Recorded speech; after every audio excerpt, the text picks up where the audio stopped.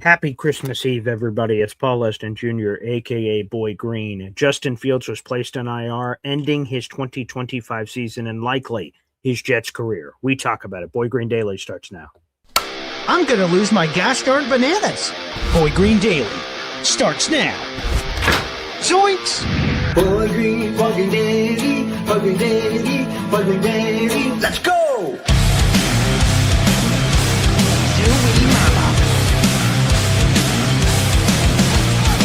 Put your seatbelts on. Get ready for the ride. We're the freaking New York Jets, so we're built for this shit.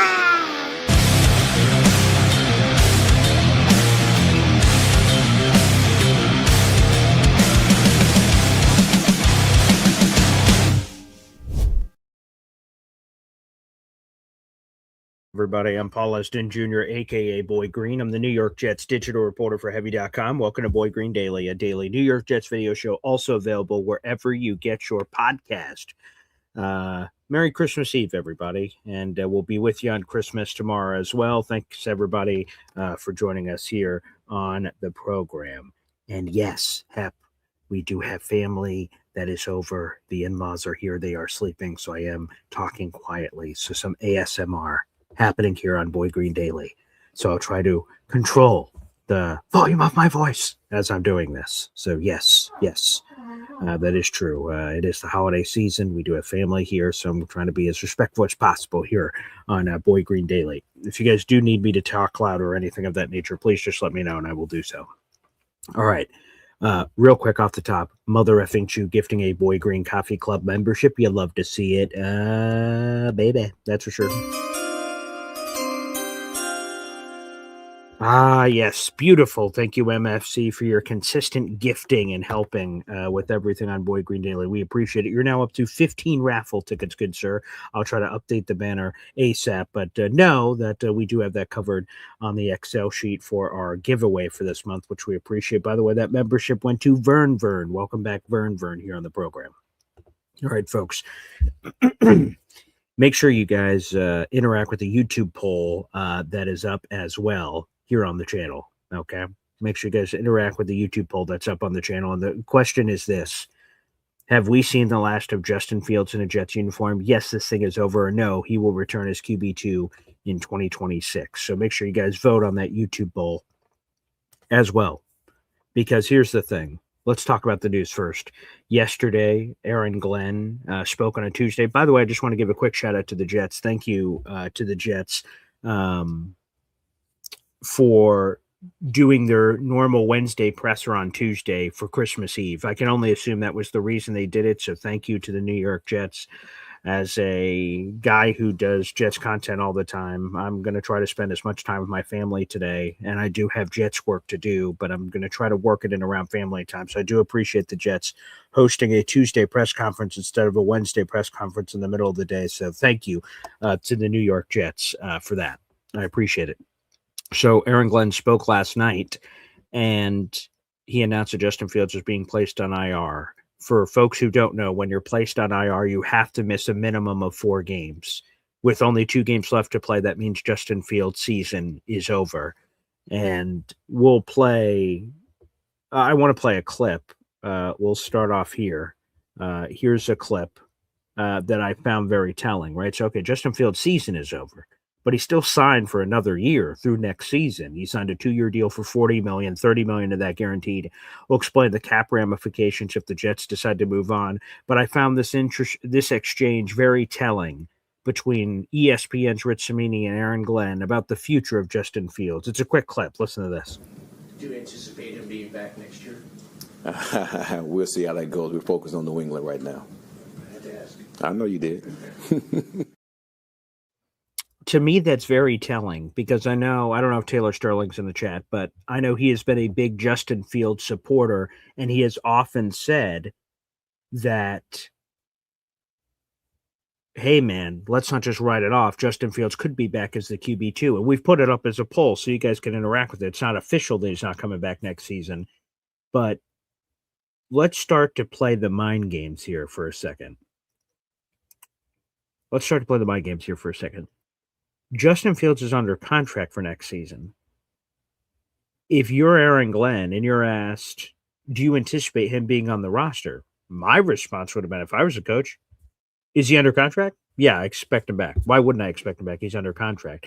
And we're not going to hold him to that, him saying that on December 23rd. And if in 2 months they cut him, we're like, wait, you lied. You said he was going to stay. No, he said he could have said, well, he's under contract. Of course I expect him back. But he didn't. He said, we'll see what happens. He punted on it. The fact that he punted on it, even though he's under contract, like his non-answer was actually very telling to me. We might have to go to Philly Doodles to break down the Venn diagram of how this works out when we open up the phone lines. But to me, that's very telling. The fact that he didn't answer that question. Justin Fields didn't answer that question. He did a one-on-one interview with Ryan Dunleavy of the New York Post. I said, hey, basically the same question. Do you anticipate being back next year?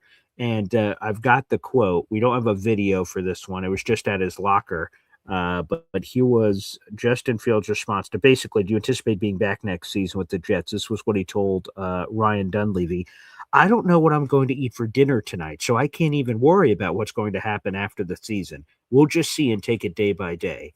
Again, Justin Fields could have answered it the same way as the Justin Fields or Aaron Glenn perspective. Yeah, I'm under contract. Of course I expect to be back. They both punted when asked about his future.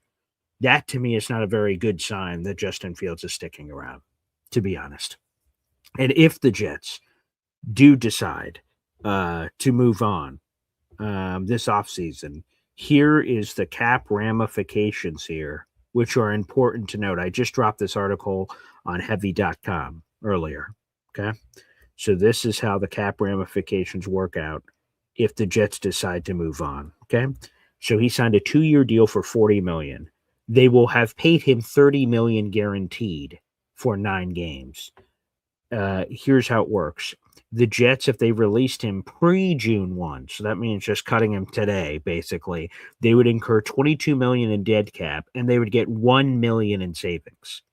So basically, no savings. However, if they designated him a post-June 1 cut, the team could incur a $13 million dead cap hit for now, and then the rest would be spread out over multiple seasons. In that scenario, the Jets would save $6 million in cap space for this upcoming offseason. Shout out to Zach Rosenblatt of The Athletic for getting the old calculator out. So again, just to explain it real quick, if they cut him right now and don't make him a post-June 1 cut, they're only going to save $1 million. So not much savings whatsoever.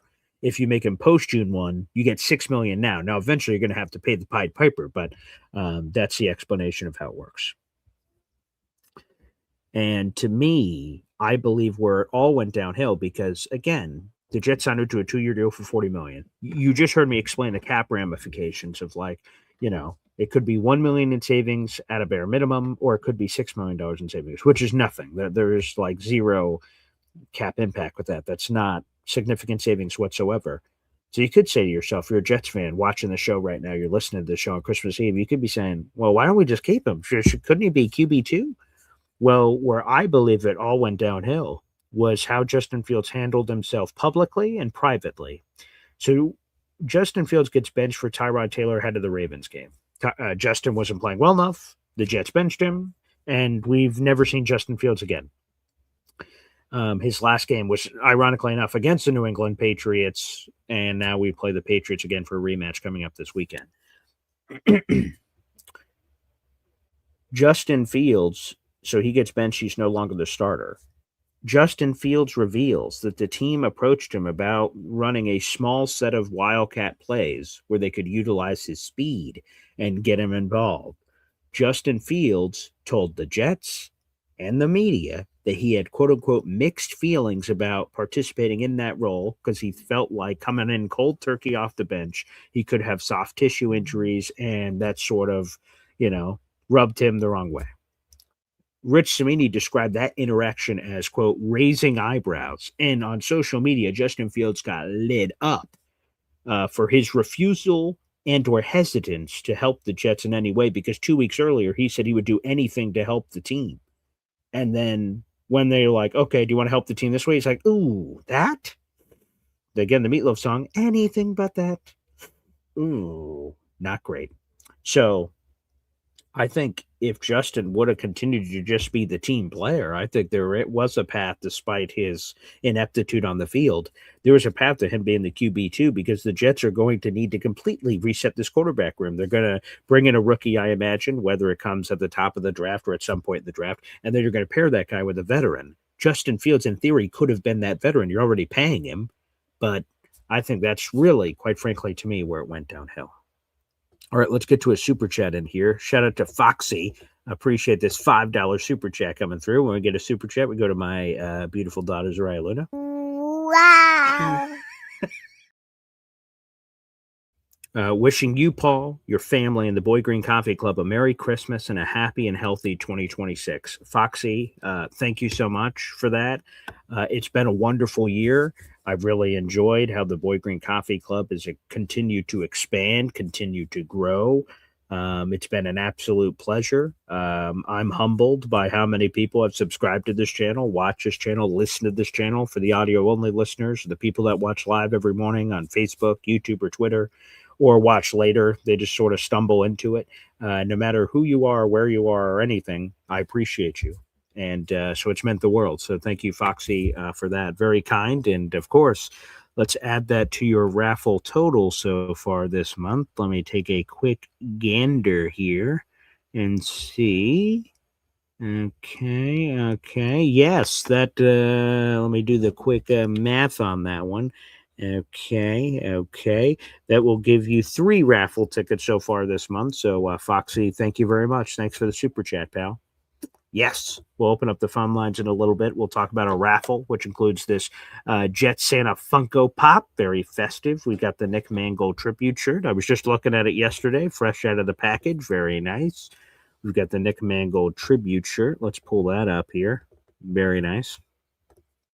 Here you go. True Jet 74. Beautiful shirt. I bought this from the Jets.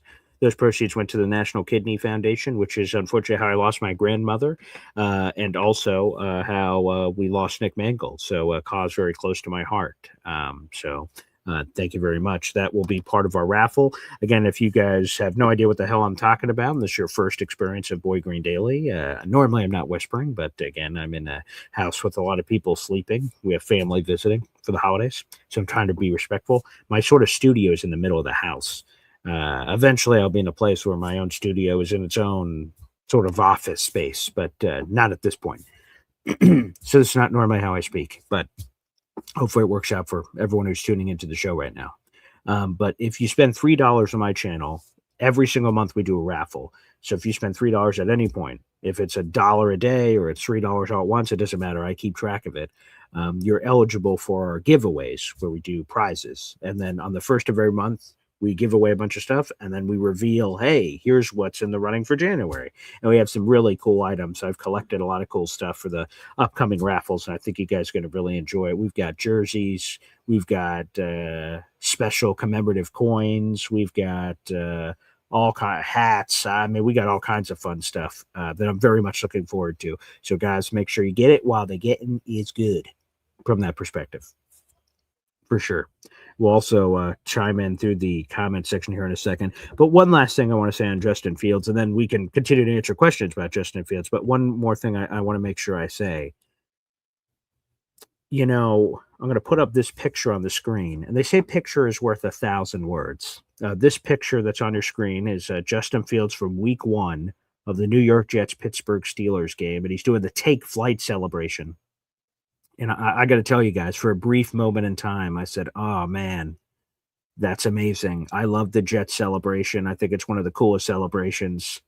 It's so, of course, reminiscent and so impactful for what it means to the Jets and stuff. And for this brief pocket in time, freeze frame, I was like, man, we got our quarterback. Like, man, and what a great story. This guy that's bounced around. It's his 3rd team in 3 years. Like, man, this is cool. We found Justin Fields. Justin Fields needed us. We needed him. And it's this perfect combination. We found our Baker Mayfield. We found our Sam Darnold. And for the briefest of moments, I'm like, yeah, baby, this is what it feels like to have a quarterback. And then, of course, it all collapsed. But for a brief moment in time, cheers to one Justin Fields. I thought for sure, absolutely thought for sure that he was going to be the guy. And I was so hyped up when the Jets signed Justin Fields. And then I was so devastated when he got injured in practice and was carted off. I'm like, oh no. So it's been a wild emotional roller coaster on the Justin Fields train. But I think this Justin Fields experience is coming to a crashing halt. I do. Yeah. All right, let me get to some of your comments here on the program. Again, shout out to MFC for the gifted membership earlier. Thank you, Foxy. Happy holidays, Hep. Appreciate that. Happy holidays. Let's see. Yes, we just had some rain, so actually a lot of our snow is gone. So there you go. Old Yank, Merry Christmas Eve, ladies and gents. Yes, to everyone out there, Merry Christmas Eve indeed. You guys can let us know some of your traditions. We do every Christmas Eve, we all get each other pajamas. So we got the Christmas pajamas cooking. We do a bunch of the Christmas movies. So before Christmas tomorrow, a couple movies I have to get in. Scrooged with Bill Murray. Love that movie. Christmas Vacation. Those are two of the absolute musts. Both of those have to happen at some point today. Both of those have to happen. That's tradition on Christmas Eve. Those are two favorites for sure. And we'll see what other ones get there as well. Ooh, Iowa Jets, aka Havma. Let's go. Tacos and Coca-Cola for breakfast. Yum. Oh, I love tacos. That's terrific. And Coca-Cola is not too bad. It's not my favorite pop of choice, but that's fine. And yes, family sleeping. So apologies to anyone for the weird stuff happening here. Jets Pro 100 Black Monday is coming for Glenn. Jake, there's just no way that's happening. Under no circumstances, Black Monday coming, which would indicate Aaron Glenn getting fired. He's not getting fired. He might get fired eventually one day, but that's not coming on Monday or any Monday for that matter. MFC says, I'm going to miss him. Yeah, what was your favorite Justin Fields memory? What was your favorite Justin Fields memory? Was it week 1? Was it a different time? Feel free to let us know. NC Green says, turn out the lights. Party's over. Could be. Could be for old Justin. I could totally see that. Yep, back on the quarterback carousel. Mr. Famous Fulton says, morning, Paul. I need to call in. Well, wonderful. We'll have the phone lines open here in just a little bit, so just hang on tight, Mr. Famous Fulton. Jay Klein has a request. I love requests. Like I'm a music DJ in 1984. Paul, going forward, I want a segment about why Woody Johnson is a failure and the biggest problem with this team every day. Well, Jake, here's my overall writing point for anyone that hates Woody Johnson's guts, and he calls him the real root cause of the problem. There are things in our lives that we can complain about that will never change, right? Like our bosses, if you're stuck in a job and your boss, you hate his guts or her guts, there's nothing you can do. There's nothing you can do to change your boss. I mean, change your career, I guess, something dramatic, but I mean, like, it's just something, I guess we could change our fandom, I suppose. But like, he's the owner.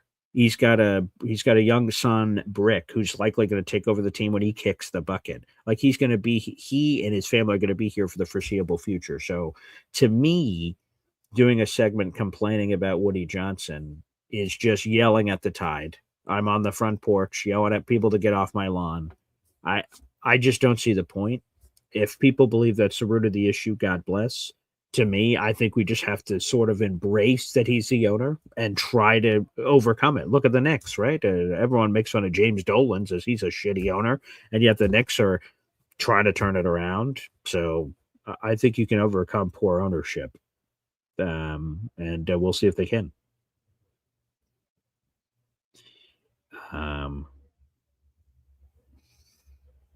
Aaron Rodgers derangement syndrome, that's coming up. Yep.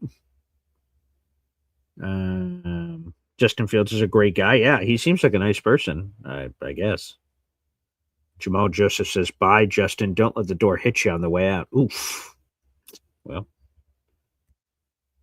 John Bogo. Merry Christmas. Merry Christmas, John. Aunt Jets 82. Good morning. Hope everyone's doing well. God bless. Happy holidays. Yes, I'm trying to make sure I don't miss anybody. Mr. Wildwork, if he was injured, he was injured. The one thing I will say, if there's any if there was any redeeming anything about it, or whatever the word is. Apparently told Ryan Dunleavy of the New York Post that he got his niece. So again, this is where it gets a little funky for me. Justin Fields was fine as the starter. And I don't mean fine like he was playing well. I mean like health-wise, he seemed pretty fine outside of week 3 when he had a concussion. He gets benched. All of a sudden, a mysterious knee injury pops up that the team describes as soreness. And you're like, is that a made-up injury? Is that real? Well, what's going on there? And then, so the injury only popped up when he was benched. And then it popped up in conjunction with him being asked to play Wildcat that he didn't want to play. Like, I don't know. There's just a lot of weird dots to connect there. And he told the New York Post that the knee soreness hasn't gone away, and he went to some doctor and imaging showed something. So we're going to go from here. So maybe there is real stuff. AG seemed to suggest that there's a potential for surgery too. So maybe I'm overreacting to an injury that actually is real. So that's possible, I guess. MFC says Justin Fields isn't the mentor type. That's possible. Yeah, Philip Rivers is going back to his family, so I don't think he's going to be available. William Aimley, wishing you all a very Merry Christmas. Thank you. Thank you. Same to you and yours. Intel Alon says everyone fell for Scotty hyping up Fields in the offseason. Man, I got so elated. I won't lie. I was all in on Justin Fields. I just it just got so exciting. Jesse Owen, do we think that Justin Fields won't get better at throwing the football? That probably feels like a thing you either have or don't, but maybe he'll go somewhere else and have a good time. Jamal Joseph says Lethal Weapon is a Christmas movie. All right. There you go. Whoa. We've got, I know I'm reacting to this late, but a 20-pack of Boy Green Coffee Club memberships from our number one Austrian Jets fan. Wow.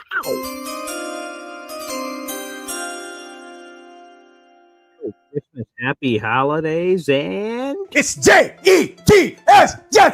Jets. I love Fireman Ed too. 20. Kevin James. I just got 3 things to say. God bless our troops. God bless America. And gentlemen, start your engine! Wow, thank you so much to our number one Austrian Jets fan for this. 47 raffle tickets so far this month. That's absolutely beautiful. Thank you to Austrian for that. That is beautiful. Thank you. All right. Merry Christmas Coffee Club. Let's read the 20 new members to the Boy Green Coffee Club here. We'll also go back to the poll of the day, which you guys can continue to vote on. Feel free to do so. Of whether or not you think Justin Fields just played his final snaps with the New York Jets. Feel free to do so. Let me read the 20 new members to Boy Green Coffee Club. Okay, here we go. We have Barney Miller. Welcome back. We have G. Sayez. We have Just Endure the Suffering. Red John. Sight Shot. Jomama Ops. DJ Jean. Izzy Blanco. Bill Berry. Uptown. Joven. Let's see. Brian Turner. We have Reese Twins. We have Jay Capo. We have Harrison Bornstein. We have Boner with a Beard. Oh, wow. Okay, that's the script. Yes, Sir, I'm Cooper. Fug and Banana Head. We have Mike Dem, 66, and NY Jets 3030. You guys are all now members to the Boy Green Coffee Club. Shout out to our number one Austrian Jet fan, baby. One's up. For our number one Austrian Jet fan, thank you very much. And Merry Christmas and Happy Holidays. Number one Austrian Jet fan. Holy freaking crap. 20 Boy Green Coffee Club memberships. All right. If you guys want to jump on the train, excuse me, make sure you guys take advantage. Take full advantage there with the little money sign on YouTube for all your raffle tickets. Ooh, we got a super sticker coming in, a $5 super sticker from Spin Max Dave. Hey now, that's what I'm freaking talking about, baby.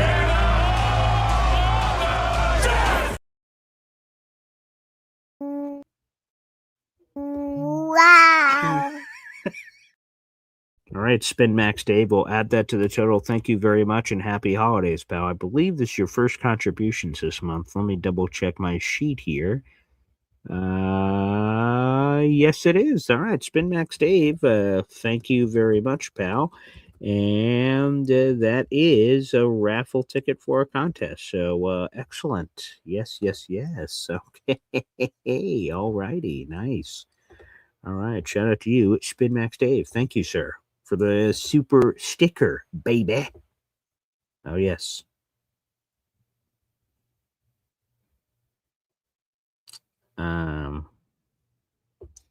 MFC says my favorite Justin Fields memory was that one time he threw for -10 net passing yards. That rascal. Jamal Joseph said he also quit on the team. There's a case to be made for that for sure. Merry Christmas, Boy Green family. There you have it. Yes, nice. Taylor Sterling, need a new poll. Who thinks that Justin Fields' injury is fake? Okay, I'll make that poll right now. Let's see. Can I do multiple polls? How does that work? Do I have to end this poll? All right. So it seems like this one's pretty clear. Have we seen the last Justin Fields in Jets uniform? Yes, this thing is over, or no, he will return as QB2. 83% to 73%. 83% think this thing is over. Okay. So we'll end that poll. That poll's over. Let me start a new poll. Okay. Do you think Justin Fields' knee injury is fake? Yes. Yes, totally fake. Or no, that's legit. Okay, so we started that new poll for you, Taylor. We have a second poll up that's very holiday-esque. Very holiday-esque. I don't think we've done two polls on this show before. So, Taylor, that poll is up for you, bud. Is the Justin Fields injury fake? You guys make sure you guys vote on it. Spin Max Dave, Merry Christmas, BG. Arizona needs a quarterback. What's the chance they throw the bag at Giants for Mendoza? You know, the thing that I think sucks for Arizona, Spin Max Dave, is, let me pull this up here on Tankathon. I just want to see where Arizona is. They're at 6. And the problem is their strength of schedule. They can maybe leapfrog Tennessee. Their strength of schedules are very similar. But it's going to be difficult to move up. I mean, if you're an Arizona fan, you're just rooting for wins because here's the problem. Arizona doesn't have a better strength of schedule than anyone in front of them in the draft. Giants, Raiders, Browns, Jets, Titans all have better strength of schedules. So they can't leapfrog any of those teams. And if you lose a game, right? There's 2 weeks left to go. There's only one 4-win team in football right now. That's the Commanders. The Commanders would leapfrog Arizona if they were tied. So Arizona, you can't win any more games or else you're going to keep dropping. But I think where Arizona sort of gets fucked here is the Browns have 2 first-round picks. The Jets have 2 first-round picks. If I'm the Giants, why in God's green earth would I go all the way to 6? Teams that are closer, right? So if I'm the Giants, who have the number 1 pick right now, if I'm the Giants, I want to move as little as possible and gain as many picks as possible. So the Raiders would be intriguing because I would know that the Raiders are probably coming up for a quarterback. The Browns and Jets, I would assume similar if they were moving up. If I'm the Giants, I don't need a quarterback. I got Jackson Dart. So if I move anywhere inside the top 4, I can get bonus picks and probably still take the same player I would have taken at number 1 overall that I would have taken there. If I'm the Giants, I drop from 1 to 6. That's just, I don't know what the Cardinals could offer to make up the difference is basically the point here. Spin Max Dave. That's the point here of what I'm trying to say, which could be difficult. So Arizona does need a quarterback, but I don't know what they could offer unless they offered something crazy like Marvin Harrison Jr. and all these first-round picks, which again will sound like a wild package to give up. But I think they have to go like crazy aggressive to try to leapfrog these other guys because, quite frankly, the other teams have better picks and they have more picks than what Arizona has to offer. So I'm not sure. If I had to speculate, like I said, including like a Marvin Harrison Jr., would the Cardinals want to do that? I would imagine not. Jamal Joseph said that injury is 100% fake. Let's see what the current poll is right now. Do you think the injury is fake? Oh, dear God. The current poll right now on if the injury is fake, is 90% that's a totally fake injury. Jesus. Good Lord. People are sick. So Taylor, I don't know if that's going the way you think it's going, but oh boy, that's not good. Uh, and so on. Let's try not to hype up next offseason with people saying 12 wins in playoffs. I can't promise I can't promise that and so on. I need to see who the quarterback is first before I overreact. Fox Sports Talk. Do you think Justin Fields has Christmas lights in the closet? I don't know. I know I don't have Christmas lights in my closet, but to each their own. I don't judge. Uncle Indy, Merry Christmas, family. Merry Christmas, Indy. Uncle Indy here.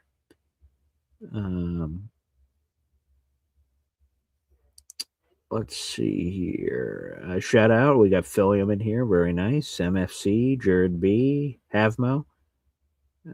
Feel free to vote. Let's go to our guy, Daniel Pruden. Should the Jets start Hooker? Well, they won't this week. AG's already announced that he's going to Brady Cook. Here's the thing I'll be interested in. So the Jets the Jets placed Justin Fields on IR. So he's out for the season. That means a spot's available on the 53-man roster. The Jets didn't immediately announce a corresponding roster move, so right now the Jets have 52 players on the roster. They have a spot available. My guess is that the Jets will sign Hendon Hooker from the practice squad to the roster outright, and they will carry 3 quarterbacks. That's what my gut says. We'll see if that's what happens. And thus, if he's on the 53-man roster, he totally has a shot. If he remains on the practice squad, I wouldn't imagine him having a shot outside of a crazy circumstance.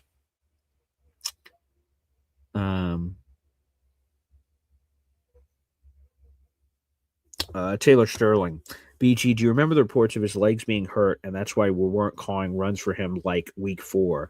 Yet in week 4 against Miami Dolphins, Justin Fields says he had a contusion on his leg. So that was so week 4 happened. Week 4 was the game on Monday Night Football where Justin Fields had a contusion in that game, and then they started calling less run plays. I do remember that, but it was a contusion, which is like a Charlie horse, from what I understand. Maybe I'm oversimplifying it, but isn't a contusion just a bruise? So, like, it's a Charlie horse you got on the leg, which hurts. I've had Charlie horses before, and those are painful mother blanks, but I don't know. I do remember those reports. I do.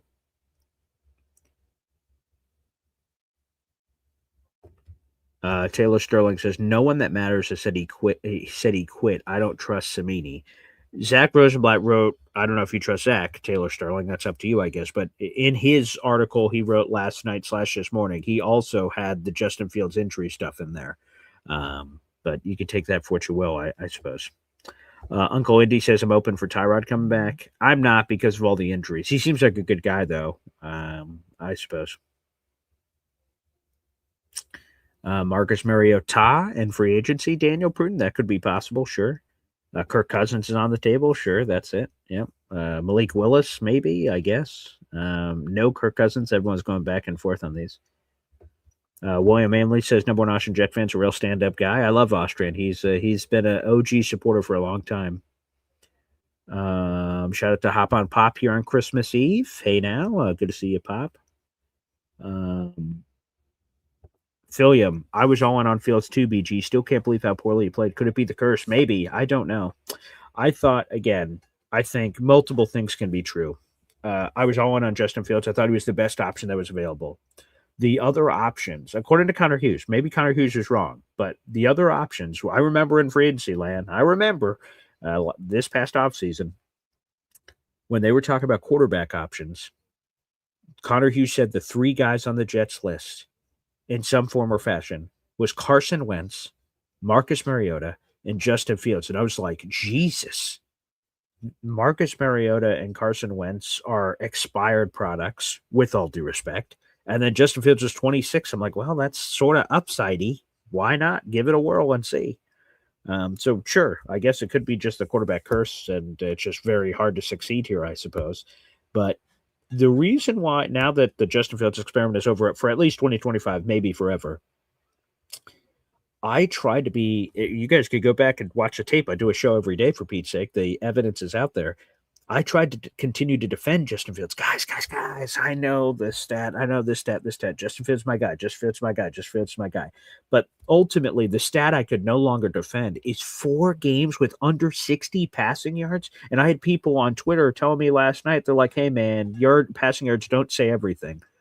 And okay, the Jets went through this long drought of not having a 300-yard passer in forever. And while it sucks because everyone else was getting 300-yard passers, okay, fine. You can sell me on not getting a 300-yard passer. Hey, Jets are doing things differently. It's a different thing. And you could sell me on, like, it's okay not to have a 300-yard passer. Fine. But the thing you can't sell me on is the polar opposite historical ineptitude on the other side. That's a hard thing to process for me. 4 games under 60 passing yards? Like, that is archaic 1940s football, man. That is just crazy. Man, that's crazy. Taylor Sterling here. We don't need Justin Fields to teach anyone anything. We need him to be a body at QB2 so that a rookie is not forced on the field if our new vet goes down. Here's the thing I fear. So let's play out your scenario, Taylor Sterling. We get a vet, we get Justin Fields, we have a rookie. So a 3-quarterback room in theory. You have whoever the vet is. Let's call him Marcus Mariota for simplicity. Marcus Mariota, Justin Fields, and whoever this rookie is. If the rookie gets hurt and then we go to Justin Fields, how long do we stick with Justin Fields if the ineptitude statistically continues? What if he keeps having these games with under 60 passing yards? The fan heat and the team heat of like, man, we got to go to the rookie. This guy stinks. That's where I'm saying. If Justin Fields was just average, I don't even know what else to say. If he was throwing more than 130 passing yards a game on a consistent basis, and then his low points on low tide wasn't 60 passing yards a game, I think there'd be a path for Justin Fields, but he was just so awful that it's just, I just can't. I can't, and I don't know if the Jets can either. Crazy. East Zone coverage. Merry Christmas, you filthy animals. Love it. Thanks, pal. Yes. Merry Christmas. Okay. Daniel Prude, should the Jets draft Arvell Reese, linebacker from Ohio State? Totally on the table. Their defense is terrible. He's one of the best defensive players in this draft. 1,000% that's on the table. If they can't move up for the quarterback, I could see it. Hey, Ricky New York Live, baby, gifting a Boy Green Coffee Club membership. Thanks, Ricky.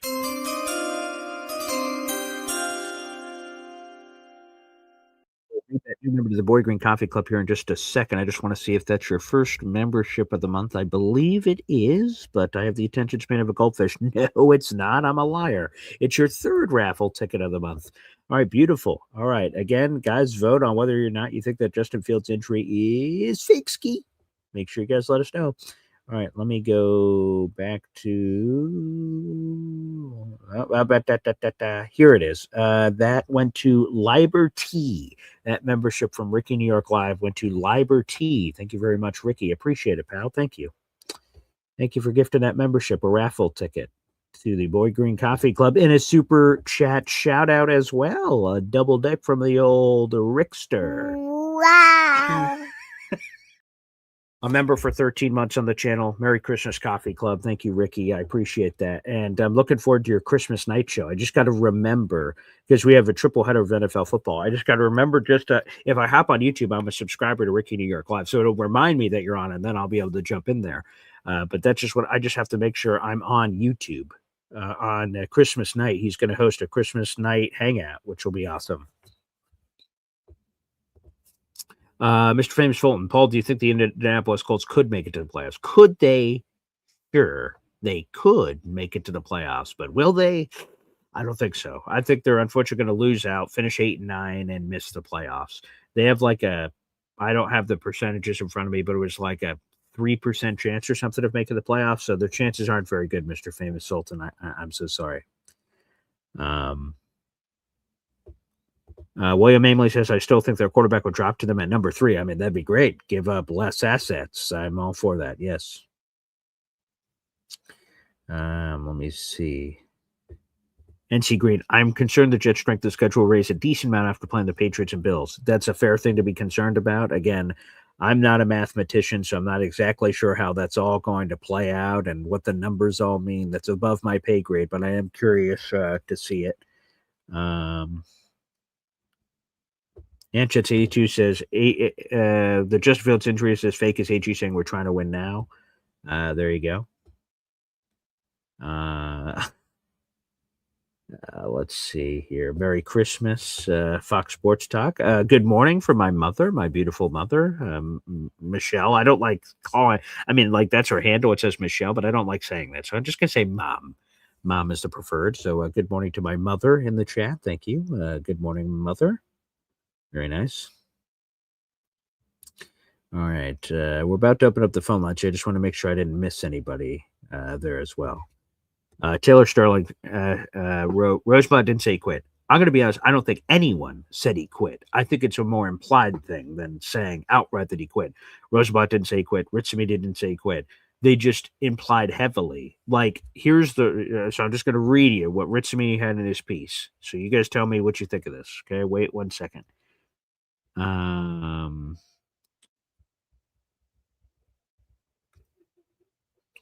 Let me see if I just want to make sure I'm reading the right thing. Let me see. This is a Ritsamini's piece. Okay. Justin Fields' first season with the Jets, and quite possibly his last is officially over. The former starting quarterback was placed on injured reserve on Tuesday, a cap to a disappointing season. Fields, who was benched on November 17th, has been bothered in recent weeks by what the team called, quote, knee soreness. He returned to practice last week, but told reporters that he still wasn't healthy enough to play. He was inactive for the past 3 games. This is what Aaron Glenn said about the injury. Quote, man, we tried to see how we could get this to work, but it wasn't getting as better as we would like. So we want to make sure we get a focus on that to make sure he gets better, end quote. This from Rich Cimini. In all likelihood, Fields wouldn't have played anyway. He reported soreness 2 weeks after his benching and hasn't played since. He was replaced by Tyrod Taylor, who got his 3rd start, led the Jets to undrafted free agent rookie Brady Cook, blah, blah, blah. Let me see. It's somewhere. I know I saw it in here.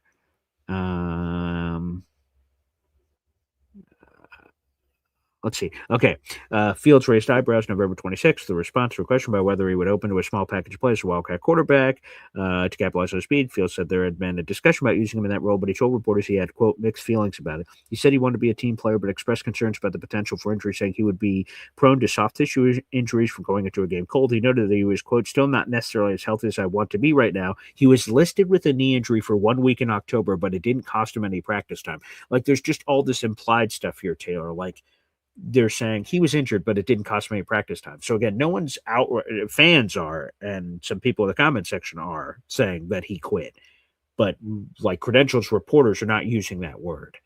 Hey, if I get Zach Rosenblatt or Rich Sabini on the show, I will ask straight up that question, and then we'll get that answer. Do you believe that Justin Fields quit? Do you believe the injury was fugazi? Things of that nature. I don't have either of them on the show, but I can try to get them on the show to get that question answered. But no, they have not used that terminology. Happy Christmas Eve for my mother. Beautiful. Pop Mania. Shout out to Pop Mania. All right, there you go. Like Grenade says, a Charlie horse is a cramp. A contusion is a deep bruise. It's the kind of thing that hurts every time you flex a muscle. I had one of the, it hurts every time I walked alone, let alone ran. Yeah, then maybe we like Grenade, which is also Rico the pup, because I remember the Avatar, so Rico the pup.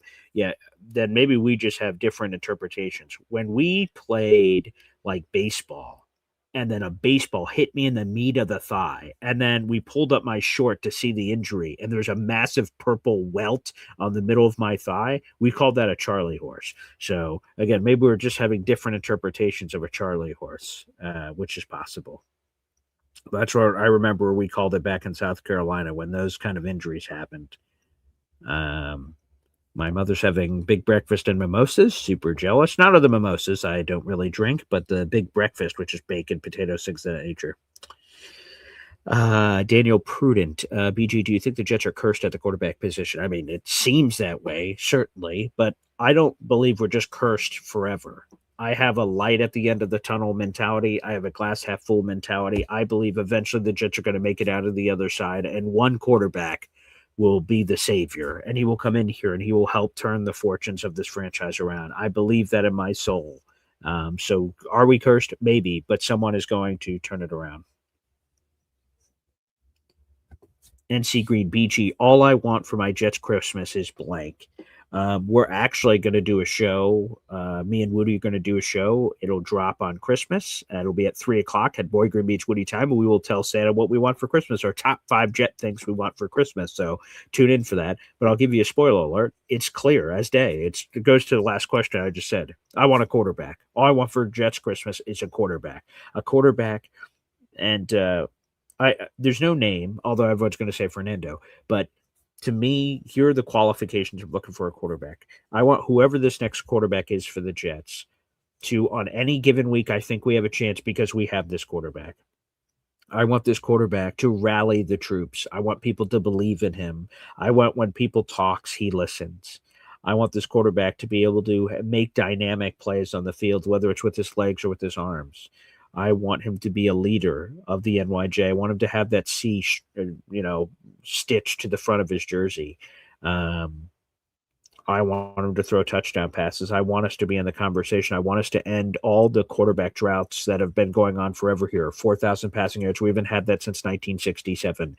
We haven't had a guy like consistently have 20, 30 touchdowns every season. And MVPs and all that would be cool. But I just want competent quarterback play. That's what I want for Christmas. I want competent quarterback play, and hopefully it's from a young guy, right? Because if a random veteran comes in and has some success, that's cool, but it's short success because he's not going to be here forever. So in a perfect world, I want to draft our guy. It's our guy. We have him. We develop him. We drafted him, and all those things. So that's what's on my mind and my heart. So that is absolutely what I want for Christmas. Incel Lon says Robbie Sabo warned us during training camp he was not impressed with what he was seeing from Fields. We should have listened. Hey, I mean, Nick Ferrier was warning us that Justin Fields was to look at, and we had Nick Ferrier on every day. So there's something to be said for that. Let's get another super chat in here. Wow. Big Islander fan, member for 11 months. Thank you, buddy. The Jets passing game set the league back 100 years. I mean, that was like, I don't like us being the butt of the joke. So that's another thing of like, what do I want for Christmas on top of this quarterback? Like, I just want respectability. They don't have to talk about us every day and say, wow, the Jets are the best team in the league. That'd be fun and cool. But like that we're just middle of the pack, that we're like fighting. Not that we're quite blending in, but I guess that could be another way to interpret it. Like, no, that like the passing game is respectable. It's not like the Jets passing game. Like, I just want respectability.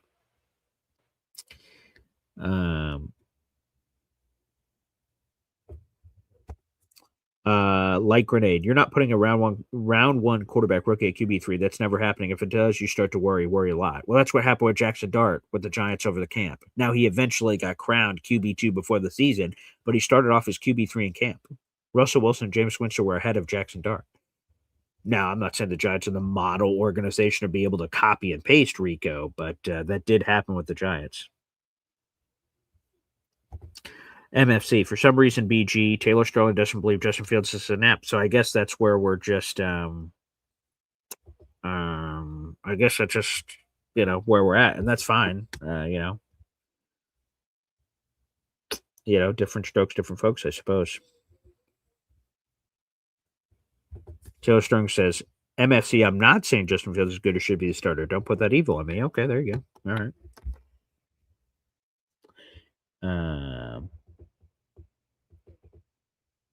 Well, I mean, a Super Bowl champion would be cool too. William Mainley, all I want for Christmas is a Super Bowl champion. Again, I can't even put myself, they tell you when Aaron Rodgers was here, everyone loved Aaron Rodgers. You sort of manifest things, like you sort of speak it into existence. And I've dreamed of the Jets winning a Super Bowl, but like it actually happening, covering it, obviously, on Boy Green Day, doing a Super Bowl morning show where like later that day we're playing in the Super Bowl and you have a winner and you have a loser and all the marbles are on the line. Like I can't even imagine going on that journey with you guys. That would be one of the most incredible experiences of my life. We'd go to the parade. I'd get some of the confetti. Like, oh my God, the things that I would do. I know the Jets are going to win the Super Bowl one day. I know it in my bones. It's when, not if. And when they do it, it's going to be one of the most spectacular moments of my life for this team. Like, because I'm looking around my desk, I'm seeing autographed footballs from Bart Scott. It's right next to my computer. Can't wait. It's written on the ball. I'm seeing this Jets memorabilia all around. I see the Jets shirt somewhere, the Jets hats I'm wearing. Like, I have other teams in my life that have won championships in my sports fandom. but nothing can compare to my favorite team. The Jets are my favorite team. You see it all around me. The Captain Jet helmet and the Jet books and the Jet autographs. Like, the Jets are my favorite team. They're my favorite thing in the universe. They're my favorite thing. I think about the Jets when I go to sleep. I think about the Jets when I wake up. Like, I am obsessed with the New York Jets. And for that obsession to win a Super Bowl championship, just one, and I know they've won it before, and I've seen Super Bowl III 1,000 times, but it's not the same, of course, being it, experiencing it, living it, the ups and downs of a season, and then overcoming that to win it all. And then the Jets, who have had this 50-year drought. It's longer than that, obviously. It's a 56-year drought, but that kind of, I'm like, oh, I can't even tell you. I can't even tell you. But I do have that ornament on my tree that says, oh, I want for Christmas Santa as a Super Bowl, and I do. Oh, it would be amazing. Shout out to Terrence Hill, Smooth T 365. Appreciate you, baby. Jesse Owen says, I'm not trading the Indy pick with hours to get to number one. I would. Where I get funky to me is I'm not trading 3 firsts. I'm not trading, let's play out where the Jets are right now. I'm not trading 4, 18, and a 2027 first to move it to number one. Fuck no. I'm not doing that. That is over the top. I don't fucking have to do that. No way. No one else can beat that. If I'm the Jets, I'm not beating myself, right? I know that the Raiders could be in the mix. The Browns could be in the mix. Other teams could be in the mix. I'm not fucking giving up 3 number ones. I think 2 number ones, 4 and 18 or 3 and 18, because I think those picks are actually going to keep improving. I'm not, no, hell no. I'm not giving up 3 number ones. Now, if you put a gun to my head, this is not a great negotiating tactic. If they really believe Fernando's the guy, then I will pay whatever price it takes. But I don't want to just pay the maximum price. You don't go to a car dealership and say, hey, that car's for $20,000. I'll pay $50,000. That's the most ridiculous thing of all time. No one would ever do that. So, yeah. Indy Jets says, how about a little trivia? Jerry Rice leads the NFL receiving yards, I assume is what he means, after the age of 40. Who is number 2? I would assume the only reason you'd ask that is some sort of a Jets connection, I guess, but I don't know. Oh, wow. So if anyone answers that trivia question, good luck to Uncle Indy. I know I'm going super slow through the comments, guys. I'm sorry. So I'm just slowly, methodically plodding along to make sure that I go through this. Yeah, a lot of people are trying to guess that Indy question. I'm not exactly sure. But again, I would assume there's a Jets connection with Indy asking the question, but I'm not sure. It's not even a wide receiver, Indy says. That's interesting for receiving yards. Oh, then maybe it's a tight end or something? Like Tony Gonzalez or something? I don't know. Oh, maybe it's the Tom Brady thing or something. Yeah, it could be the Tom Brady stat. He is in both. That could be Tom Brady. I think I actually remember the stat now that when Indy said it wasn't even a quarter or wasn't a wide receiver. I think it's Tom Brady now, which is disgusting. It's probably Tom Brady. I don't know. Did he answer it? We'll see. All right. Well, let's do this. Yeah, I think it's Tom Brady now, which is disgusting. All right. Let me see. I did miss. I think it jumped here. So let me get a super chat in here. I see from Trackhawks ATL. Let's get to your super chat. Wow. First off, thank you so much for the golden super chat here. This is beautiful. Let me add that to your previous totals here. Trackhawks ATL. Nice. All right. Beautiful. Okay. Beautiful. All right. That is now 6 raffle tickets to our contest, Trackhawks ATL. Let's go to your super chat here. Thigh contusions are tricky, especially from football and lacrosse. I feel you cut more in those sports more so than base. I feel you cut more in these sports more so baseball. I've played college football and lacrosse, and it can immobilize you.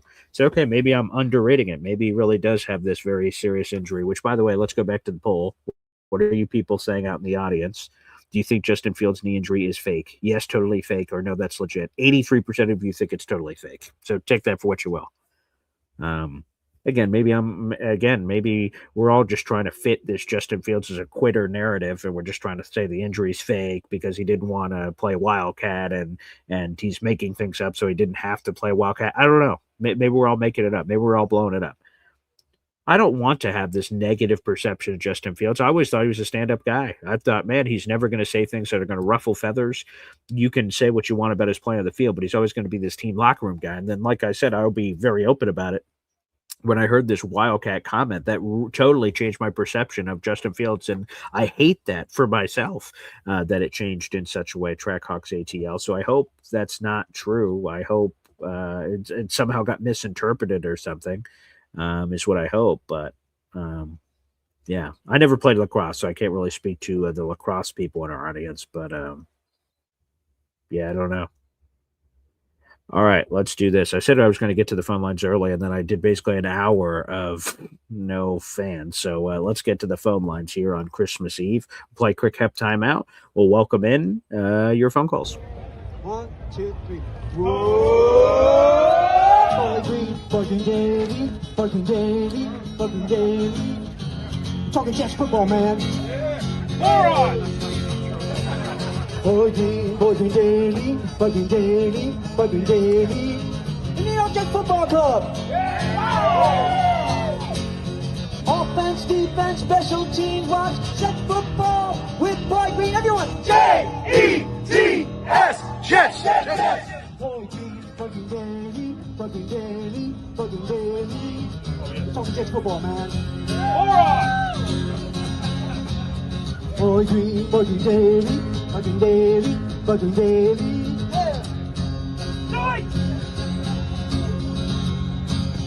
Offense, defense, special teams, watch Jets football with Boy Green. J-E-T-S, Jets, Jets, Jets. Let's go! Oh, man. They say like a picture's worth 1,000 words. I don't know what they say about a video clip, but it sort of says a very different thing. That's awesome. Hep just, sort of rallying us. And I just tried to, because it's so hard, especially at that tailgate where there's just so much going on. There's food being cooked. There's people saying, hey, Paul, where's my T-shirt? Where's my T-shirt? Where's my T-shirt? They had to go to 60 people, so I had to keep going back to my trunk like I was doing a drug deal. Yeah, come over here. I know a guy. Yeah, here we go. Here's what I got. Got a little sniffy jiffy, a little devil's dandruff. What are you looking for, man? Oh, what's your scratch, man?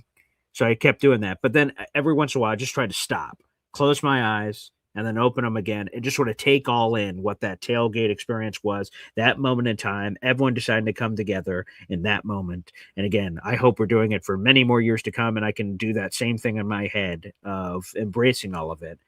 And yes, Havmo says it. That day was special. It was special. And it still feels so vivid to me. Like looking at Indy for the first time, looking at Chef Kev. That wasn't the first time because Chef Kev invited me to his restaurant, but like just seeing everyone that we've seen in these little video boxes this whole time and just seeing them. And then it just all being real. Like, whoa, there's Hep playing a guitar 3 feet away from me. Whoa, there's this, that, or the other. So special. That is the right way to put it. Spectacular. I'm never going to forget it. So shout out to the 300 people that are tuning in on Christmas Eve. What a family that, you know what? You guys are saying, screw my kids, screw my wife, screw my husbands. I'm here on Christmas Eve with my Jets family. 300 people all together. It's beautiful. It's very inspiring. Santa's, doing some last second stuff on the shop, and we're like, hey, let's do some last second Jets calls. What about Justin Fields' future? The Jets are at 3-12. What's going to happen? We're all on the edge of our seats. Let's go to the phone lines here. Up first, Hep. Hey, Paul, happy birthday. Merry Christmas to all our Jet family and to you and yours, and hope everything's great. Secondly, I think Justin Fields goes to the dustbin of wackadoos along with Hassan Reddick and Le'Veon Bell and all those guys. He's one of those. What a list. Thing I really want to talk about is the future. And I told you about that thing about Joe Blewett. Mm-hmm. Yeah. And he gave that talking about Ty Simpson being not surrounded by as good an offense as the other two guys, Fernando and Moore. Mm-hmm. Now, I'm curious because Ty Simpson plays Fernando Mendoza, doesn't he? Correct. Yeah, let me pull that up again. And also, it's just weird hearing that, right? Like, oh boy, Ty Simpson on Alabama. It doesn't quite have the pieces that the other teams have. That's sort of like a crazy thing to say out loud, but like Yeah. that's but there's truth to that. Yeah, let me see. I've got the college football bracket here. Let me pull up the bracket here. Yeah, so here are the games that we're going to have, which are going to be spectacular. Yeah, Alabama, Indiana. So we're going to see Ty Simpson. When is that game? Let's see. That is January 1st at 4 o'clock. Oh, nice. So nice. okay. So that's beautiful. Let's see. Dante Moore plays Texas Tech. That's that same day at noon. So we're going to have a lot of quarterback football homework to watch. And then for the folks that are 2027 people, I've heard so many people talk about Julian Sand, the Ohio State kid. He plays Miami the night before at 7:30. So New Year's Eve, December 31st. Right. So he plays them that night. So yeah, we're going to get plenty of quarterback homework for us all to watch. Yeah, I want you to watch how much time Fernando has to throw the ball, and then see how Right. much time Simpson has to throw the ball, because that concerns me. Because when I saw Zach Wilson, I saw that kid make every throw. He was amazing, but in his underwear, and he had a million. When you looked at the tape on when he played, he had all the time in the world. But the minute he got some pressure and people were in his face, he just crumbled like a bad lawn chair. So Yeah. I think that's the kind of learned a lesson from that. I want to see a quarterback that's under duress and see what Right. he happens, because the NFL is just such a it's such a difference than the college game as far as pressure and scheming. So anyway, that's my take. And Merry Christmas, guys. I probably won't be on tomorrow. I'll probably be busy, but I love you guys. Peace Naturally, out. right. Thanks, Hep. Appreciate it, and totally understandable. I would say yes. When you see these quarterbacks in these perfect situations in college, right? Like their number one receiver is normally open by like 40 yards or something, like it's wide open because that's how the colleges scheme it up. Now it'll be a tighter in the college football playoff, but normally in college, your first read's always open. So it's just easy. All right, throw to that guy, throw to that guy, throw to that guy. The NFL, whoa, first guy's covered. Ah, shit. I didn't see this in college. What does that mean? And then go to other things. So no, fair points to see if that will change, or how the tough situations present themselves in the college football playoff. I'm fascinated to see Fernando, Ty, Dante Moore, all of them. Again, we want all the quarterbacks playing well. That's better news for the Jets, if that is indeed comes up to be the case. Shout out to Hep and Merry Christmas. Yes, I won't take any offense if no one else is with me tomorrow on that Christmas show. You should be spending it with your family in all seriousness tomorrow morning, but I will be on. We'll see how long I'm on tomorrow morning with anyone that decides to call in. But yes, if you're with your family, 100% spend time with your family, enjoy it. But yes, I will be here tomorrow morning, just like every single day. Boy Green Daily. Shout out to the 300 people that are in the room right now. Very much appreciated. Guys, like the video, hit subscribe. That's a free way to contribute. All right, let's jump over to the phone lines. Whoa, it's Chef Kevin Gilbert from the house. Nice.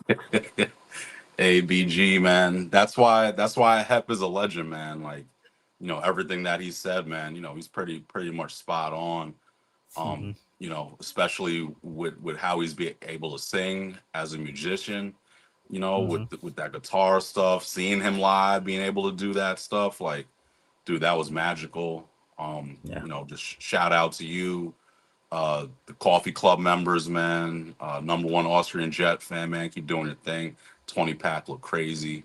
That boy, Johnny Boy, man, hope you're getting better. I just hope the Jets, man, could have a turnaround like Johnny Boy. Because it felt like he was like, yo, man, I got some bad news.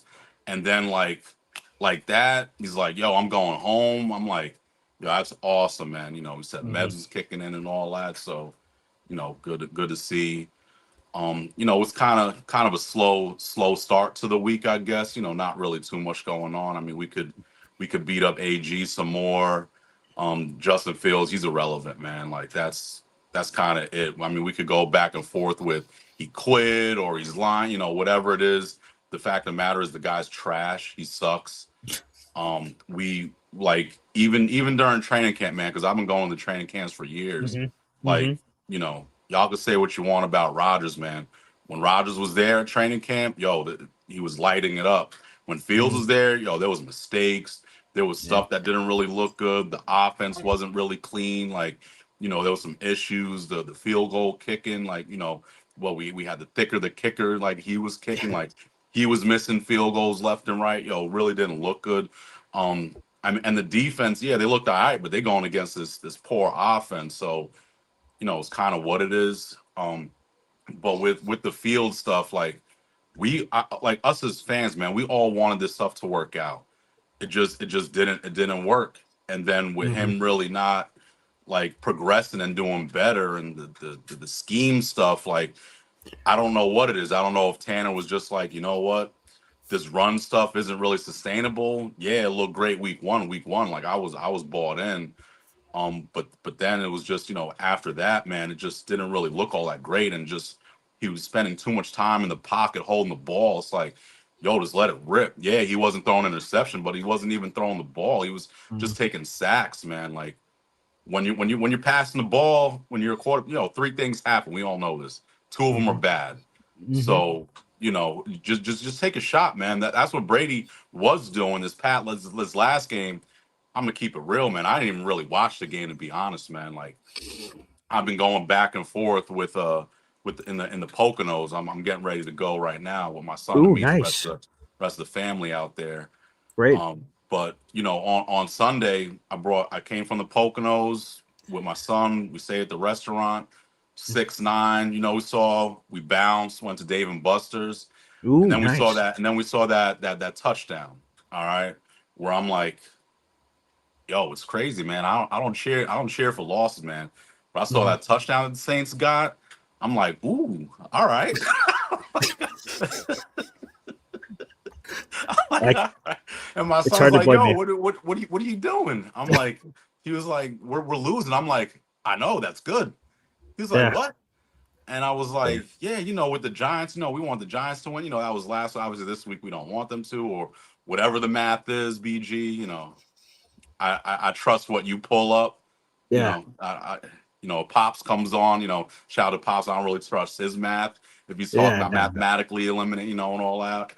But I was saying to him, like, it's hard to explain to him when I'm rah rah this whole time about wanting wins, and then he's like, wait, you want us to lose and you want the Giants to win? Yo, it was confusing, man. But I will I just think, tell you, I've seen please. people attempt to explain tanking to children before, and that is some of the most hilarious things I've ever seen in my life.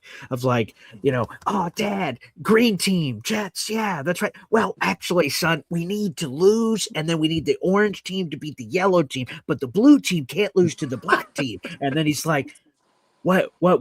So I've just seen that explained to other people before, and I hope when my children continue to get old enough that I never have to explain that to them, because hopefully we're just playoffs and winning Super Bowls and everything else that I don't have to explain that. But I have seen other people explain it, and that is like the craziest thing I've ever seen. Is their little brains are trying to wrap their mind around what Yeah. that means. Yeah, It was tough too, because at the same time it's like, yo, you're at Dave and Buster's right. watching the game.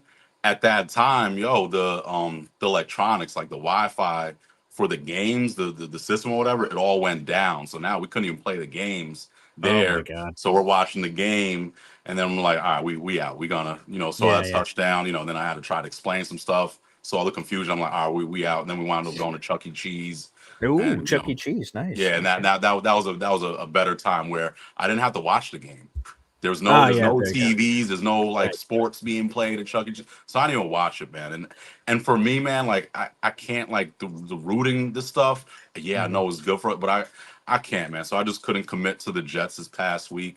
Sure. This coming game, I Mhm. will be there. I'll be there Ooh, with my son, my wife, my dad.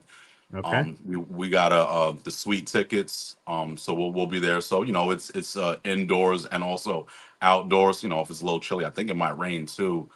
Um, but we playing the Patriots, man. Like Yeah. you don't want to see them win in our building, but Fuck the Patriots, right? Because they could win the AFC East on Sunday with some help. So I don't want to see that happen in our building. Fuck that.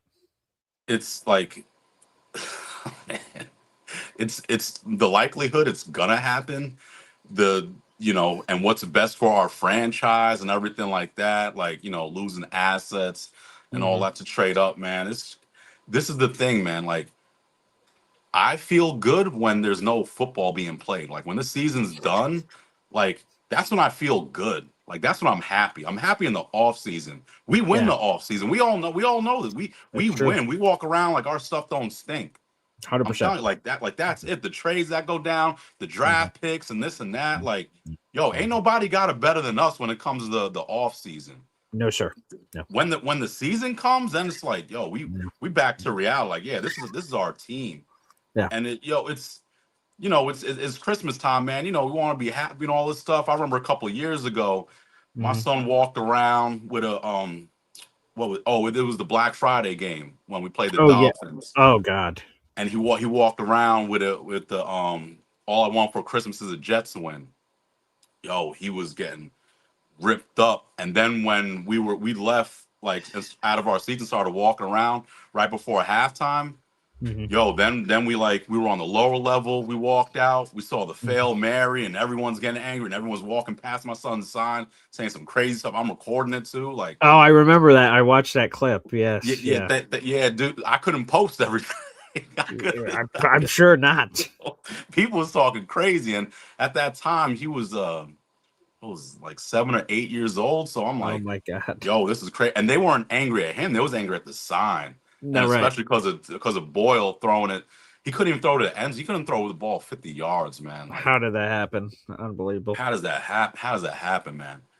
But for me, man, the only thing is like hope, man. The only thing is that I hope AG can turn this around. I've said this before. Like, I was bought in a little bit when he benched Fields. Like, I thought that was the plan. Like a couple weeks prior to that, because of him, playing with the media, saying, "Yeah, I don't know who the quarterback is. Yeah, the players know, but I'm not gonna tell y'all." And now he's straight up saying, "Yo, Brady Cook's our guy," but it's this and that. Like, Tyrod obviously is the better quarterback, but whatever you want to think about, like with the draft position, and maybe Cook could be our number 2 next year, which I don't think. Like, he's a 3, maybe back to the practice squad with him, man. Like, he's UDA for a reason, man. He didn't get picked up for a reason, and I'm not really seeing too much out of him. Same time, there's not too much weapons on the field. The defense ain't really put him in a good spot, so it's kind of tough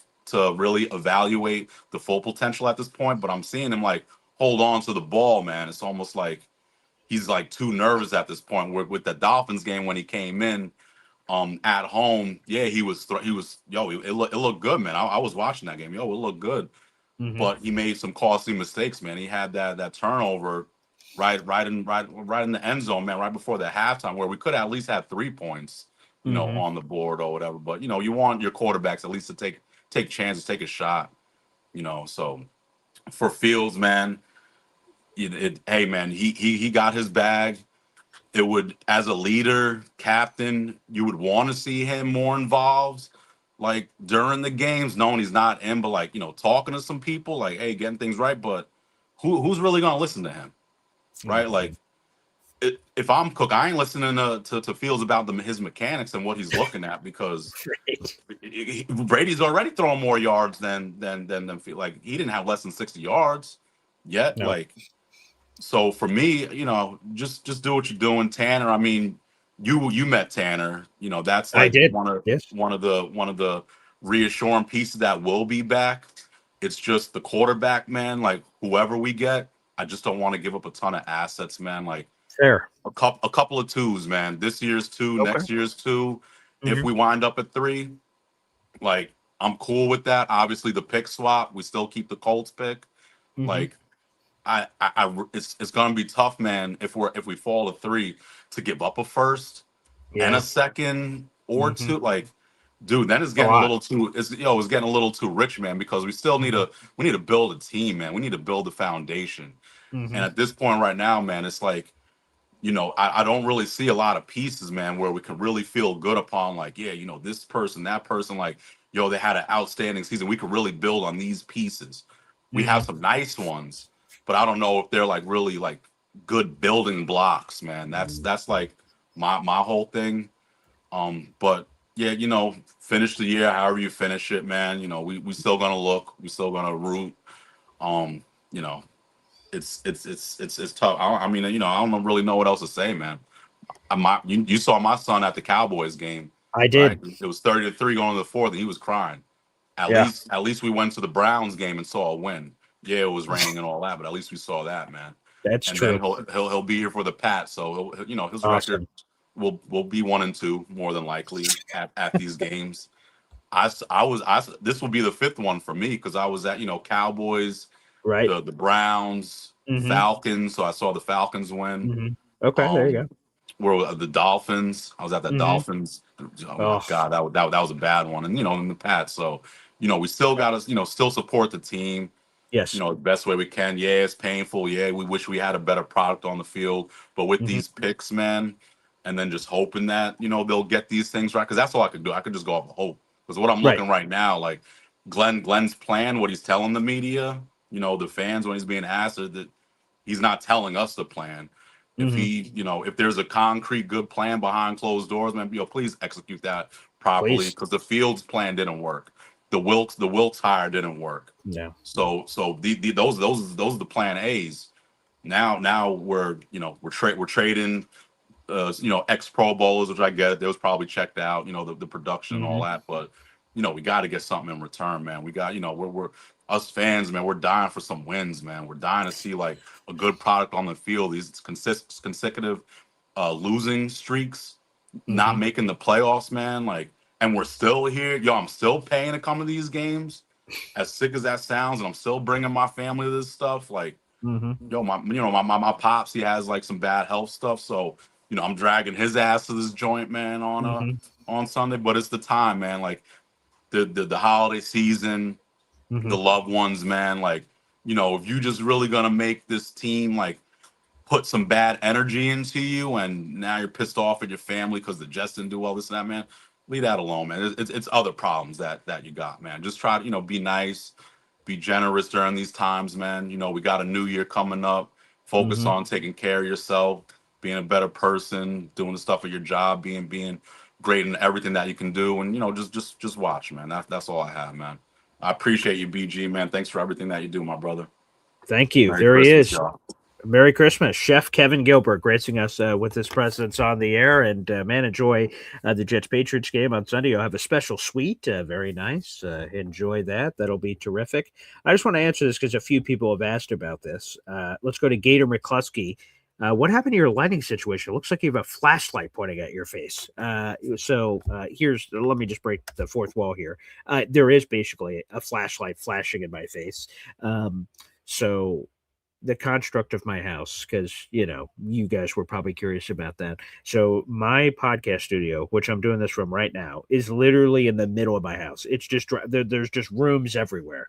There's my daughter's room, there's the living room, the hallway goes to other rooms in the house, so it's just dropped in the middle. So the problem is that if I turn on the normal lighting thing that you normally see me with, the whole room's lit, which is great, but that light goes into other rooms that people are sleeping in. So then I have to keep that light off. And basically there's this like light. It's right here. Like let me see. Where the hell is this thing?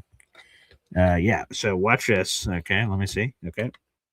Yeah, that's it. That's me. You can see my glasses, but that's it. So it's really just this big ass flashlight here. And it doesn't have a lot of control like there's another light over here, but I can't put it in front of me because of where other people in the house are. So yeah, it's basically just a flashlight in my face. Yes, yeah, just do that. And then I wanted to get this real quick. Rico the pup says, "Boy Green just described medieval times. Go Green Knight, but the yellow light better not lose to the blue knight." Yeah, that always happened. Actually, random. One of my class field trips when I was a kid, we went to medieval times. I have no idea why. What was it, like a history class? Why in God's green earth were we at medieval times? I have no idea, but I got mutton chops and it was a great time. It was a great time, that's for sure. Anywho, salute to Chef Kevin Gilbert, by the way. All right, let's go back to the phone lines. Some sister sledge, some family matters, some all of the above. Look at this. It's Hop on Pop, baby. He's here on the program. Hey now, good morning, Coffee Club, and Merry Christmas Eve. Yes, Merry Christmas Eve to you and yours. Yes, sir. You're part of mine, so you just wished a Merry Christmas to yourself. Oh, well, good. I mean, someone should wish it to me, for God's sake. So, excellent. All right. Happy holidays. What's going on? Yeah, I guess I watched a little bit yesterday. Tank, the Jets aren't tanking; they're just sucking. right? Right. That's that again, that was my basic take when people said that. I'm like, wow, this entire time I thought we were just losing because we're terrible. But now new evidence has been presented that we're tanking on purpose, which actually should be inspirational. Because if that's really true, they're like, our plan is to lose, and they're doing it. Great. My problem is my gut tells me they're trying to win these games and they're not being successful in said ventures. Yeah, I mean, and you go to whether it's at the end of a game of a blowout victory in college, right? You put in the 12th string. Rudy, come on in, you're in. By the way, those people are not like half-assing it, right? Because No, A, they're going to do right. the best they can, and B, it may be their only audition they ever get. And so it's you could put a substandard product on the field, but in Mhm. the end, it's kind of really, I believe it's pretty hard to actually tank. And, you know, anyways, I'd like to move on to Justin Okay. Fields. Okay, before you do, actually, I just want to give you a tip of the cap. So we haven't talked about this on the show yet, but the Pro Bowl rosters were announced yesterday, and well, the Jets just missed out. They don't have any Pro Bowlers. One of three teams in the NFL who have no Pro Bowlers. However, there's several former Jets that are Pro Bowlers this year, including Quinnen Williams on the Cowboys. He's going to his fourth Pro Bowl in a row, and he's going there with the Cowboys, and he's reunited with his briefly former teammate Leonard Williams, who's also a Pro Bowler. It's another former Jet on the NFC Pro Bowl squad. So Quinnen, Leonard, Sam Darnold's a Pro Bowler this year. So a lot of former Jets are Pro Bowlers this year. So including your Cowboy and former Jet who spent some of the season this year. So we sort of share in that Pro Bowl berth, Right. Dude, that's kind of surprising. I mean, what's the Pro Bowl anyways, right? Popularity contest. It's a popularity contest. I mean, a lot of cases like Brandon Aubrey, you'd be hard pressed to, say that he wasn't the right person for the Pro Bowl, and like him or not like him, Dak Prescott, you'd be hard pressed to say. But Quinnen Williams he's a little, and I like him. I'm glad he made it. He seems somewhat questionable. Well, I'll tell you this. So the Jets didn't have any Pro Bowlers, but they had a couple of alternates, right? So Isaiah Williams was a second alternate at return. Makes a lot of sense. He had a wonderful season. Again, you're the Jets. You're 3-12. It's hard to sort of complain about Pro Bowl representation. We're taxation without representation. Yeah, you're 3-12. Shut up. So you can. But Isaiah Williams, fine. Second alternate, that makes a lot of sense. The one that, if you're going to throw a challenge flag on Quinnen Williams, I'm going to throw a challenge flag on Breece Hall. He was a fourth alternate to the Pro Bowl. And I'm like, I get that that's like not even Pro Bowl, but like, wait a second, fourth alternate. He's 16th in the league in rushing. Where in God's green earth is he supposed to be anywhere near this Pro Bowl thing? I don't know. I'm not trying to shit on Breece Hall here, but shitting on Breece Hall, like what the hell? I don't. He should be. He should. I don't know how many alternates they have: fifth, sixth, seventh, eighth, but like he should be anywhere on the list. With all due respect, he had a chance to have a 1,200 career season several weeks ago, and he hasn't had more than 68 yards rushing in 6 games. So like I just that one sort of caught me off guard. Now he's a fourth alternate, so I don't know how likely it is that they're going to switch it up. But I think the Jets put out in a press release that like there was somewhere in the ballpark between 10 and 15 players that weren't on the initial Pro Bowl roster that ended up participating. So I guess it's possible that some of these guys, due to lack of interest, can participate. But yeah, that one just sort of seemed like a weird challenge flag. Anywho, just random detour. Yeah, it actually, I actually looked at some advanced stats on stats on Breece Hall. I'm really trying to analyze, like, what do you get? And I would say, if you look at the advanced stats, no bueno. I mean, here's what I'm talking about.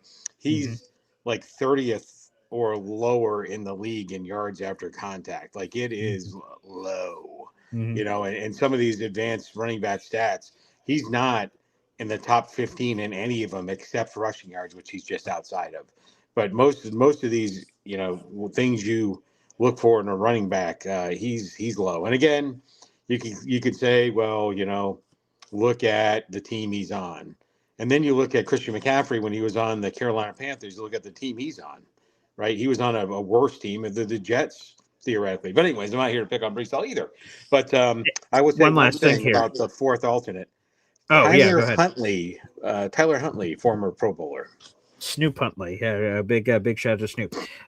Last thing here on Brees, the one thing that he has going in his favor, if you care about that sort of thing, is scrimmage yards. He's 10th among running backs in scrimmage yards. Obviously, that combines his rushing and receiving, so he is in that general vicinity. If you're to sort of nitpick, but again, the debate will be, as he's set to be a free agent, Jets could have traded him for a fourth. They did not at the trade deadline, so now you're probably leaning towards keeping him, or else that was a big shit sandwich that you just delivered. So I imagine they're going to try to keep him. The key will be for what, for who, for what. What are we talking about here on the particular details? So Rich Samini on his podcast, we'll probably talk about this a different time, but he projected a 3-year deal for $30 million, $10 million per year. And that's been the lowest range I've seen from anybody.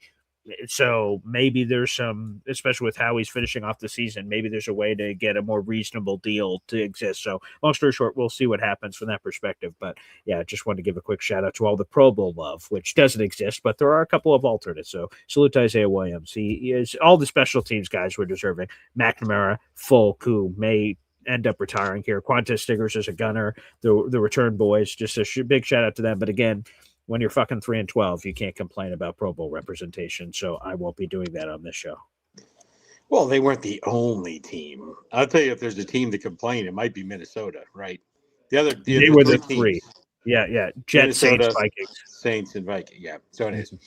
Anyhow, I'll segue over to Justin Fields. A couple things. Okay. Here, I'm actually, this will only last a brief second, but I'm actually going to say it's not all of Justin Fields' fault. Wow. Okay. All right. It's not all of Justin Fields' fault. You're like, pop. You bump your head? You're on drugs. You're blah, blah.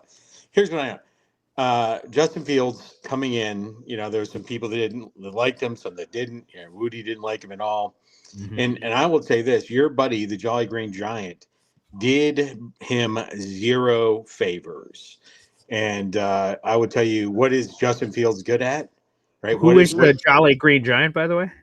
The picture of you and the offensive coordinator for the Jets. Tanner Engstrand. Oh, I see. Okay.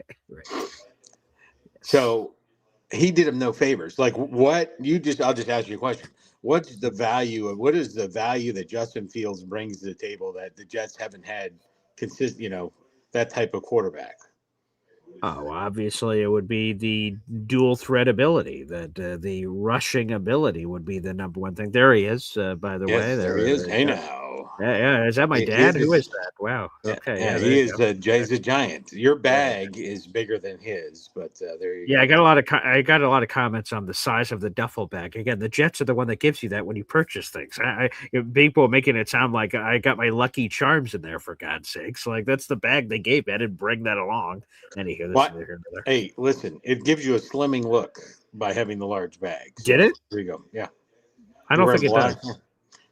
Maybe not. Okay. Anyways, hey, now I would say this, that the Jolly Green Giant did him no favors. You look at the first 5-6 pack of games. How many intentional, right? So I'm taking off the unintentional rushes, right? Okay. How many intentional running plays did they have for Justin Fields? Right? They had some in the Pittsburgh game, and some of that was broken down plays. But if you have a weapon, right? If you have a pistol, if you have some kind of a rifle, and you use it to club people with as opposed to use it for its intended purpose, right? So that's all I'll say. I think it was only 2 of the 5, because if you think of the 5, so Pittsburgh week 1 totally was used. Week 2, Jets got blown up by Buffalo. That wasn't used at all. Week 3, he had a concussion. He didn't play Tampa Bay Buccaneers. Week 4 was Monday Night Football against the Dolphins. That was one of his better rushing performances of the season. And Cowboys, he didn't use it. We were there, blowout fashion. So only 2 of the 5 they used it in. Right. And you got to do it, I think the Jets, you can't crisscross years because there's different coaches and stuff like that. But, at least from our perspective, like, that's a huge miss. Like, what are we doing? And there was no trickery, no fuckery, if you will, that built in. And, coming into the season, only a few people thought the Jets were going to go 12-5. And so if you knew, whoever that was, if you knew you had that, then you come into the season going, we're going to come in with some plays. We're going to push the boundaries. And they really just didn't. So anyways, I think some of it is due to the strategy and the utilization of Justin Fields. And that's really the concern. The Jets have been terrible at developing quarterbacks for as long as we can remember. And that's got to be the focus, because it's your little cool song about Mendoza there is going to fail if we don't help develop, mentor him, and call the right plays for him, right? It matters. Calling the right plays matters. Now, eventually, when you 5, 6, 7 games with less than 50 yards passing, that's probably on you. It's probably not a play calling issue. So, but yeah, his knee Yes, I injury. wanted to ask you about the poll, right? So the Yeah, poll is up. Let's get an update real quick on the poll. So again, we had 2 polls up, so that's historic on this show. The first one was, do you think Justin Fields will return? Because technically he's under contract for next year, and he's owed 10, or let me rephrase that, 10 million of his base salary for next season is guaranteed. Aaron Glenn was asked yesterday when he did his night press conference, hey, do you anticipate him back? And Aaron Glenn laughed and went, ha, ha, ha, we'll see what happens. I'm focused on the Patriots. And it was sort of weird. Like, why would he, he's under contract. Why wouldn't you just say, of course, he's under contract. Why wouldn't he be here? And he didn't say that. So that was sort of weird. So we asked the universe, hey, do you think he's going to be back next year? Yay or nay? It was overwhelming nay. They did not think he was going to be back. So now we have this new poll. Shout out to Taylor Sterling. Do you think Justin Fields' knee injury is fake? Yes, totally fake, or no, that's legit. 86% of the fans think it's fake because the knee injury didn't magically pop up until after he was benched and after he was asked if he would play Wildcat. The timing seems a little bit off, if we're being candid. But so, Pop, what did you vote on that poll? It's fake. And actually, I think that's the reason. There's your sign that he's not coming back. Right? To me, that's the sign. If he was coming back, you make him the second quarterback. You just come out and be clear in the press conference. We're going to give some of these younger guys a chance to see what we have. Justin's our backup quarterback, and we're to go from there. The fact that they put him on IR, that's odd. The fact that, I'll tell you the 3 reasons, and none of them are his play. Let me say that again. The 3 reasons Justin Fields is not a New York Jet, none of them related to his play. The one sign, he's on IR. The second sign, where he kind of was a puss that he was in the closet. The third sign is that he essentially, passively aggressively said he was not down for the Wildcat. Right? Shy of that, I think it does make sense for the Jets to bring him back as a clear QB2, bring in a real QB1, because it's $10 million. I don't have $10 million. I have like $10, but I'm not going to light it on fire right here. And so you can bring him in as a QB2.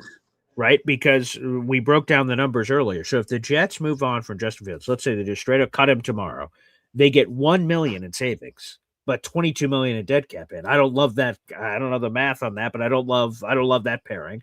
If the Jets post June want him, which you could do to 2 players every year, you're allowed a maximum of 2 post June 1 designations, which means basically you could split the cap over 2 years. The Jets in that situation would gain $6 million in cap space this year, but they're not dying for money. They've got plenty of money. So you have to eat the pain eventually. You might as well take it on the chin, I would assume, especially getting some cap saving. Like, it's not, that would be one thing. If you can move on for Justin and 20 million becomes available, like, whoa, okay, there's a case to be made. There's no case to be made. So the only reason to be moving on is all this other bullshit.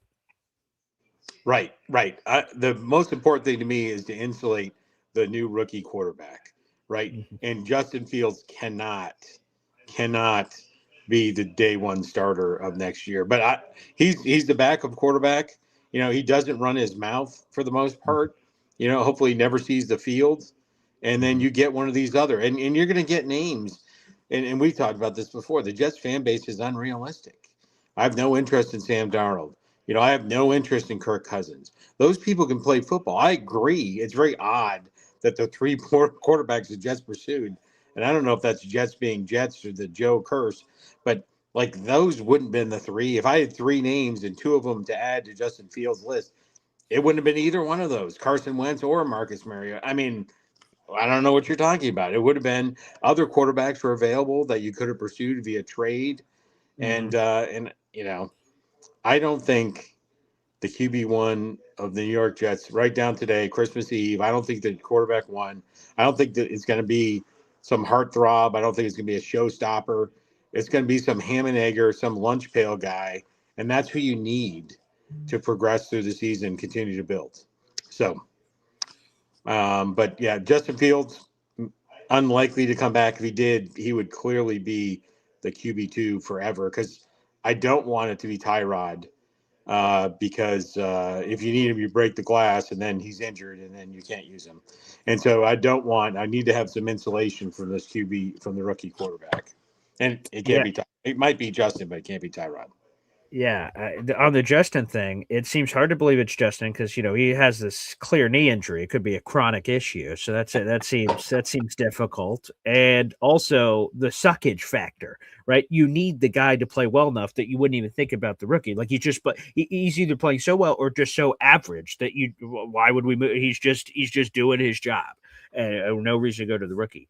If injuries or shitty players, like, wow, what else is here? Then it's defeating the whole purpose of the insulation you were supposed to build at the quarterback position anyway. So again, for those reasons, Shark Tank style, I'm out on. It could be Brady Cook, could be the QB2. With how he's playing, it seems hard to, he has 1 touchdown and 9 turnovers, 6 picks and 3 fumbles, like in this very limited. I don't love that ratio. As a QB3, maybe, but again, if you're having a rookie, how does it all build? Yeah, I would say you don't know. I would say that Brady Cook has the lowest practice snaps of any starting quarterback in the league this year. I don't know if that'd be true. From the beginning of the training camp to when he's been playing, the lowest practice reps, definitely some of the lowest with the first teamers. So you don't really know. And that's why you have a few more weeks to go, right? Mm-hmm. I mean, he could shoot up the New England Patriots and the Buffalo Bills, potentially. Could. That's possible, yeah. Yes. It seems like you're in a closet. It's very dark.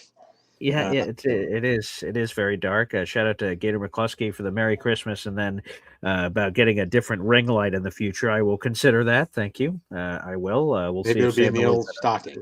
It could be. So we're operating with what we're operating with. That's for sure. Yep.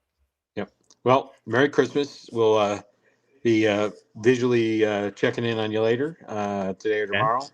That was probably one of the weirdest ways anyone said they're going to call. I'm going to be visually checking in on you. That sounds pretty weird, man. But thank you for that. There's a little camera I've installed behind you that you're unaware of. So okay. Well, I'm not going to say what I was going to say. But Papa, as you exit stage left here, we have a few more callers. But any Christmas Eve traditions in the Esden Zone family that you want to share, or any story, nugget, anything here as we're on Christmas Eve before Christmas tomorrow? Yeah, I would say we're going to the church for a Christmas Eve service this year. Blessed be he, of course. Right. There is a reason Christmas. Yeah, you might want to look into that. It's not Santa Claus. And tonight we'll watch Scrooged. Underrated. Does not get enough play Christmas movie. It does not.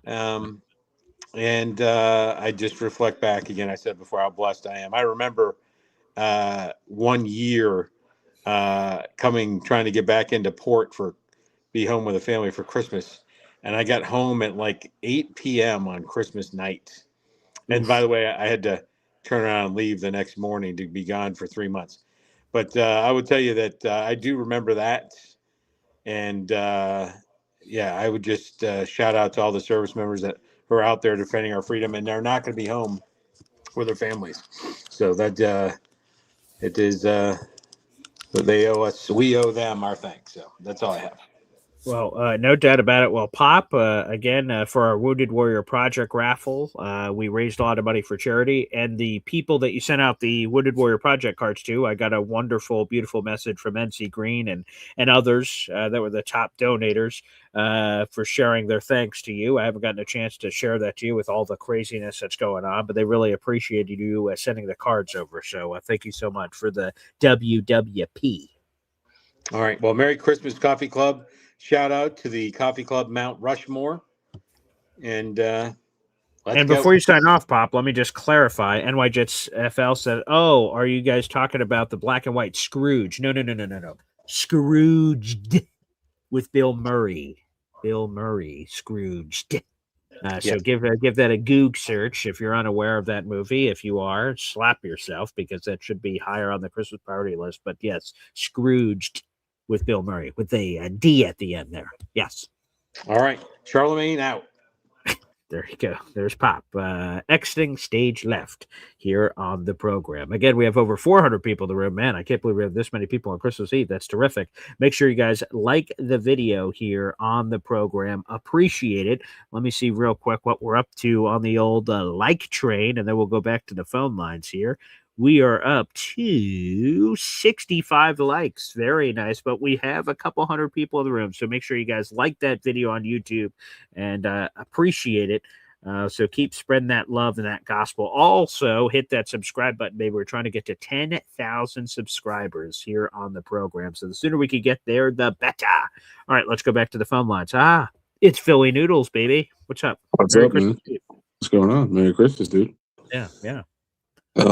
Shout out to Pops from the Warrior Project and all veterans out there. Anybody serving right now, that does suck. You're overseas. Absolutely. And if you're overseas and you're a Jets fan, it's double sucking. Oh yeah, man. I know a few of those guys. Yeah. For sure. Shout out to Chef Kev. 100%. I was going to ask him because of how all the calls were lined up. I wanted you guys to be next to each other because I was going to make him full screen. I don't know if Chef Kev is still watching, but I was going to make him full screen and say 2 questions for you. First off, what room in the house are you in? And then he would have said whatever his answer was. I was like, is the Daniel Jones picture hanging up off screen? Yeah. And then so unfortunately, I didn't get the chance with the caller set up. I'm like, man, the joke isn't going to hit when I get back. So Chef Kev, I wanted to show that to you. Yeah, I could tell you, I was on Jake's show, and he came in and he wrote in the super chat, and he was like, "What about he said, how about Daniel Jones now?" And it's like, well, man, even if he was enough competition in the off season into the regular season, probably took his job, we'd have more wins under his belt. I think probably true. Which is sad, true. But is it not that's true? also true too. Yeah, that's true. You know, we don't know, man. So I'm not at work. I'm at home working from today, and so Philly Doodles I can't produce Philly Doodles today. Of course, but that's all right. You do what you got to do, and you make with what you got. So as a teacher in the future here, we would have to figure something out. And because no teacher can not teach their class or do whatever they got to do. Of course. We gotta take it to the computer. Oh, so, wow. Okay, new age. I would like you, if you could, BG, for yourself. First off, that darkness room that was fire. I don't know if you realize we only saw your glasses. In the state of affairs that we're in as Jets fans right now, that was actually a good doom and gloom.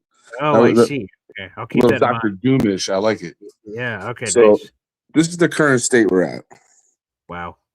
This is legit. This is where we're at. Yeah.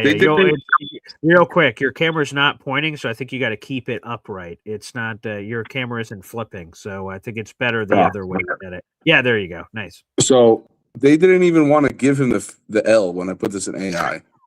Okay. Oh, so you're going to give him the L. He's taking it with him. I see. The L with him. He's retreating back into the closet. Okay. He's going back. Wow. We'll see him later. It's where he's got to go. Okay. We need, you know what I mean? This is Christmas time. Put that Grinch in there. Get that Grinch out. We like Grinch, but his heart didn't grow. It shrunk again. It got smaller. Okay. This is. Oh, wow. Now, not the right person, right name, draft day. This is probably. So again, none of this is my what I want type of deal. I'm not saying if I want or don't want. This is what I think could be reality of what happens. No matter what the cost is. Well, let me hit this real quick then. I have to.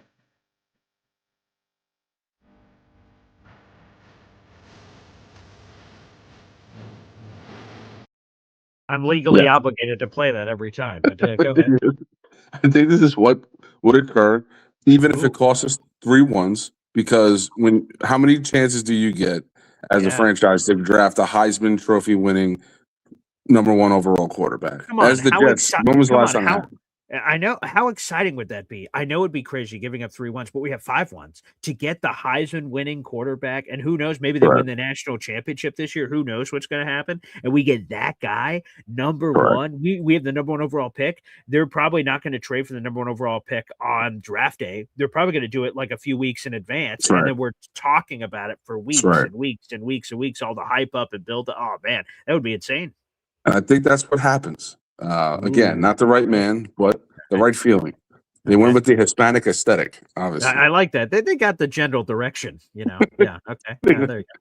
Now, okay, so within reason, this next picture, I typed in Aaron Glenn and Darren Muji celebrating or just being in the war draft room. I'm sorry this is what we got, but it could be what we get. Okay.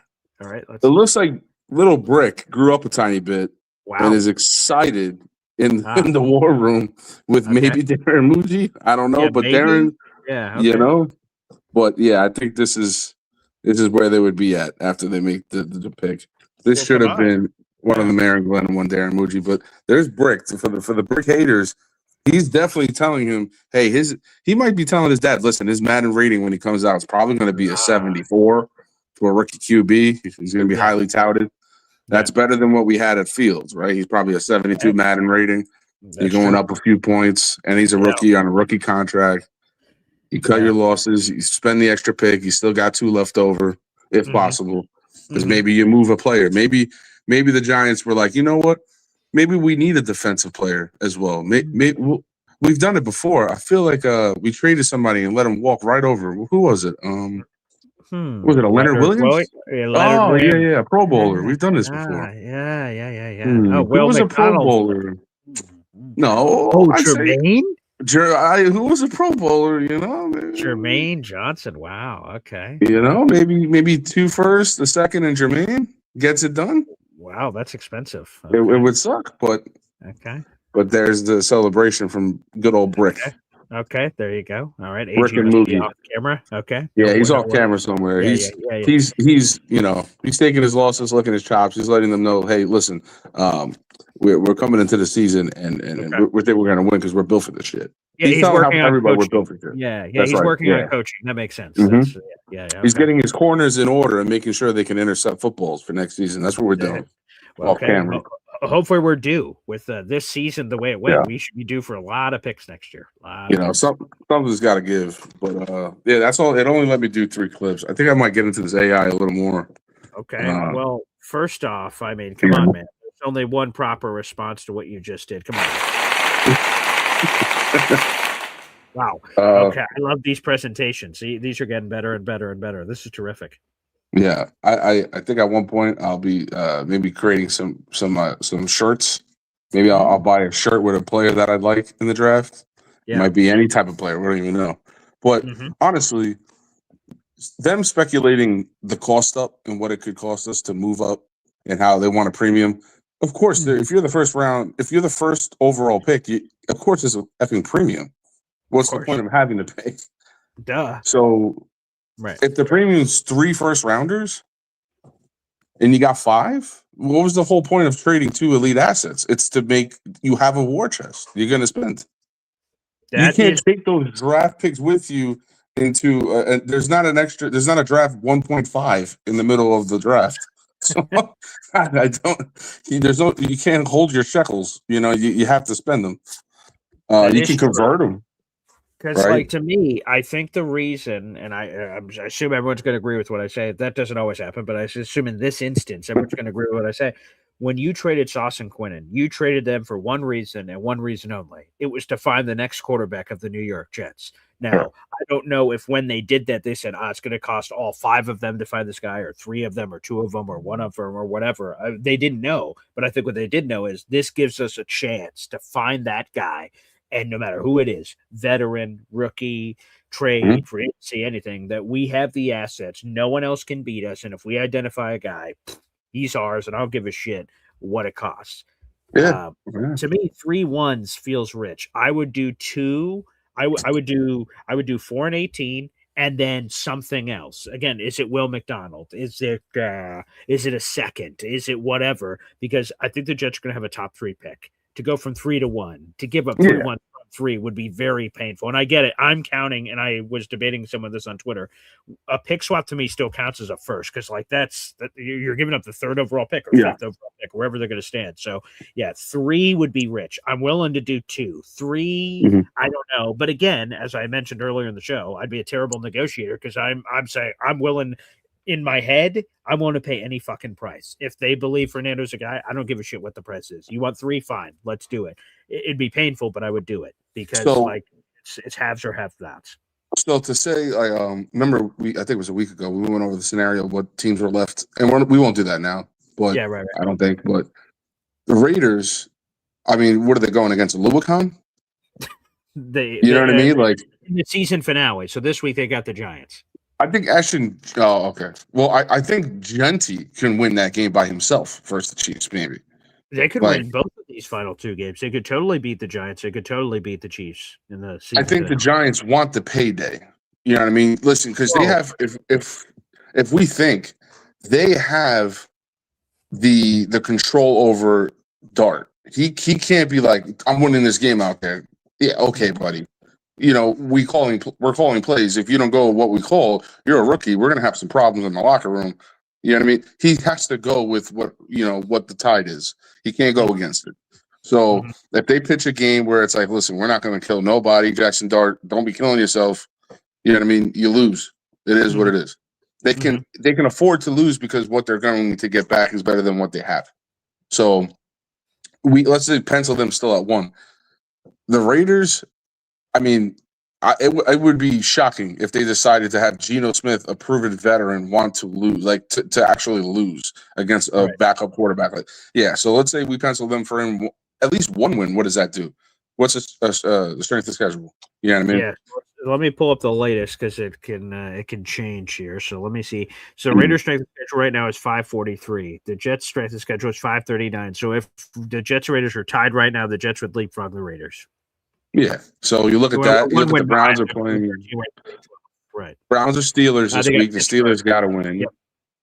And they have no DK Metcalf. That suspension was upheld, so he will not be available. I kind of could see them pull, and Sanders would hold that to that's a big moment. You beat Aaron Rodgers. I think they're at home as well. Cleveland is, yes, I do believe so. Yeah. Yes. You beat Steelers at home, and you beat Aaron Rodgers, and you're Shador Sanders. Prime's going to be in that building. Like this is one of those where if they can help them win a game, this would be the one to try to upset and win.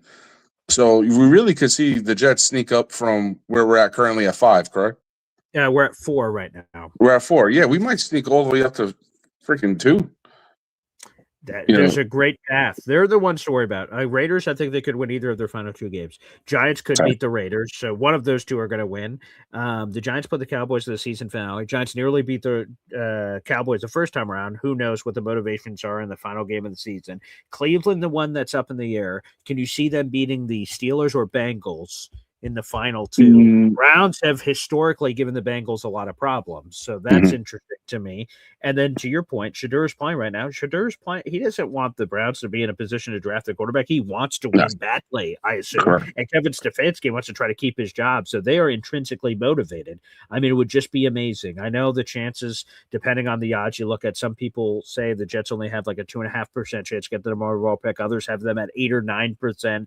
The fact that it's alive, there's a legitimate path. The Jets either picking 2 or at the very least number 1 over, or at least 2. There could be a chance at number 1 overall. I mean, that would be spectacular. And then all the debates of, don't trade this, don't trade this. You trade nothing. Imagine 5 first-round picks and one of them is a number 1 overall pick to get your quarterback. Holy shit. Yeah, then I'm sorry. Then my next pick is defense. Wide receiver, I'll just draft later. Right. I'm not even. No, not. I mean, you might get a quality receiver at 18, pick 16, 17, whatever the heck, 15. You could. It's not to say you can't, but I don't know, man. Ooh, I'd be looking at safety a corner and saying, clearly we need it. So I don't know if this is fair, but I've sort of like already written off that the 18th pick isn't even ours, that it's going to be a part of a trade up package. So, like, we're inevitably going to start doing mock drafts and stuff. Like, I've just already written into the stars the Jets are going to give up that pick to move up. But there's going to be a world where, again, it's back to the future and things are going to be appearing in photos and disappearing from photos. If they get the number 1 overall pick, then all of a sudden that 18th overall pick is back in the range of, and I think it's going to be higher than 18. I think the Colts, unfortunately for Mr. Famous Fulton, I think the Colts are losing out. No, so that could be as high as the top 15 pick, and that could be super beneficial for the Jets. That would be wonderful. But I mean, in the end, nobody wants to see them spend 3 to move up 2 places in the draft, or even 1 spot. I don't think for 1-2 spots they have to, but you never know. I mean, but again, you don't sell elite players the way we did if it wasn't to make a shockwave, for ourselves. Man, I mean, I see the Bengals. If we call up for Joe, I still think it's going to take 4+. 4+ a player. First round picks. There's no way. So if that's the case, I don't think you're selling your entire future with obviously the shit defense we put out for Joe Burrow. All signs would point towards drafting a QB and calling it from there. And if you wait till next season, what's the point? Drew Aller was supposed to be that guy. Moogie was smitten with the guy, and then blows his ACL or MCL. What are we talking about? He broke his ankle. Yeah. Oh, excuse me. Yeah, like what are we talking about? You know what I mean? Like, as a player, as a staff, you're not waiting for the next season's crop. Like Archie Manning, come on, man. Look what he's put out. And what if all these people get injured, or the same thing that happens for 2026 happens in 2027? We think this is going to be a great class. Oh shit, just kidding. We're wrong. You go to 27. Oh shit, we're wrong. Then what? Like, you're not doing that. You're like, oh fuck. Yeah, it's just not happening. So I think the biggest alarming thing we need to figure out is if that 33rd team move obviously was just for this season to walk them into the into the system, and that's it. Because I would like to see them pull away from that. Because if we go by what that was, most fans would say they sucked. It didn't work out, right? Because we all thought we'd have some type of winning product when we didn't. But you should have known when we took rookies as staff. But yeah, man, I don't know. I'm just let's see what the last 2 games bring. I think Hooker comes in to relieve Cook at some point if he's putting out shit again. The fumbles is alarming.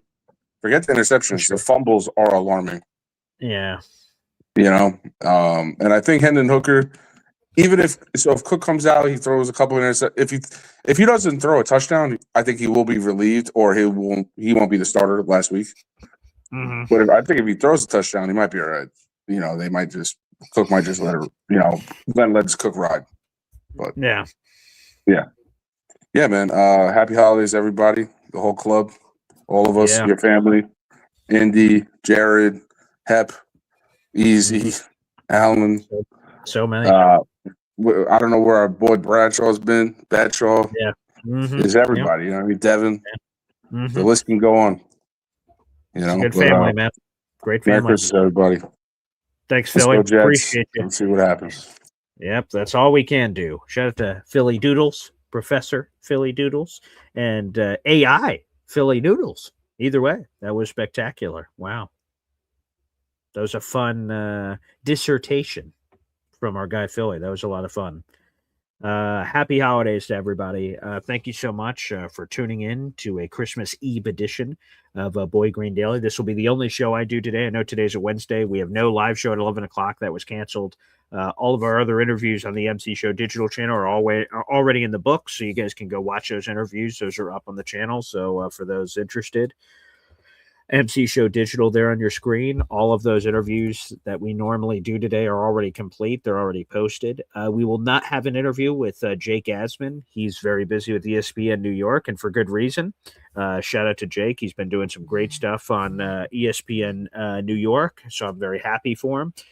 Folks, real quick shout out. We have 19 subscribers left. We are doing a free giveaway. I'll throw this on the screen real quick.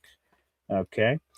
So no Jake Asman interview. So no bonus Jets interview, but we have all our other normal interviews today. And then real quick, we'll see if you can see. Oh, yeah, the lighting is brilliant. You can see this. All right, this is the 1972. Let me try to get that. Yeah, there you go, the light. 1972 official New York Jets yearbook cover. That's Joe Namath and John Riggins, a couple of Pro Football Hall of Famers on your screen. If you're one of our first 450 subscribers, have that link on your screen. That is youtube.com/MC Show Digital. I'll drop it in the YouTube link real quick. We have 19 raffle tickets or whatever you want to say left. All you have to do is subscribe and you are eligible. So let me drop that in on YouTube real quick. So guys, if you're on YouTube, you can just click that link I just dropped in and subscribe to it. If you haven't already, we have 19 spots left. It's first come, first serve, and you have a chance to win that for free. You don't have to pay for anything. I'll even pay for shipping and send it to you. It's in a nice cover, which keeps it pristine. So the 1972 official New York Jets yearbook cover for one of our first 450 subscribers at that YouTube link right there on your screen. That's youtube.com/MC Show Digital as we try to grow that family. So take full advantage of that, folks. And again, we'll give that away as soon as we reach 450 subscribers on that YouTube channel. I want to thank everybody for joining us today for a 2-hour Christmas Eve edition. This went longer than I thought it was going to. So God bless everybody. We will have another Boy Green Daily tomorrow. That one definitely won't be 2 hours or my fiance will slit my throat. But we will be on and we can share some Christmas stories. If anyone is going to be on with us, we'll talk some Jets, we'll talk some Christmas and all that stuff before the kids wake up to do all the Christmas presents and whatnot.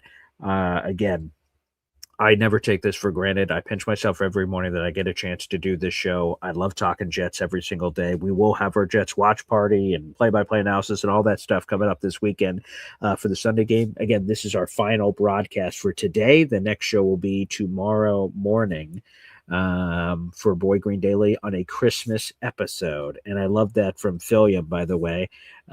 Philly using his noodle. Yes, use your noodle. Use your noodle. Yeah, if you go back to PB&J Otter, I used to watch that show when I was a kid. There's this whole use your noodle dance they used to do. So that could be a whole thing. I don't know if anyone got that reference, but for the folks that did, you're welcome. So happy holidays, everybody. For everyone that celebrated Hanukkah, happy Kwanzaa, Merry Christmas, and all that and more. God bless. Thank you so much. If you guys are watching live, like the video. If you guys are watching after the fact, also like the video and spread the gospel of all things Boy Green Daily. And last thing here before we finish up, let me take one last gander at the poll. What was the poll on is this Justin Fields injury fake or real? Yes, totally fake, or no, that's legit. 84% of you said it was fake. The 16% that said no, that's legit. I'd like to hear from you, but not today. Keep it lighting up in the comment section. Thanks, everybody, for tuning in. We'll see you next time. Happy holidays and take care.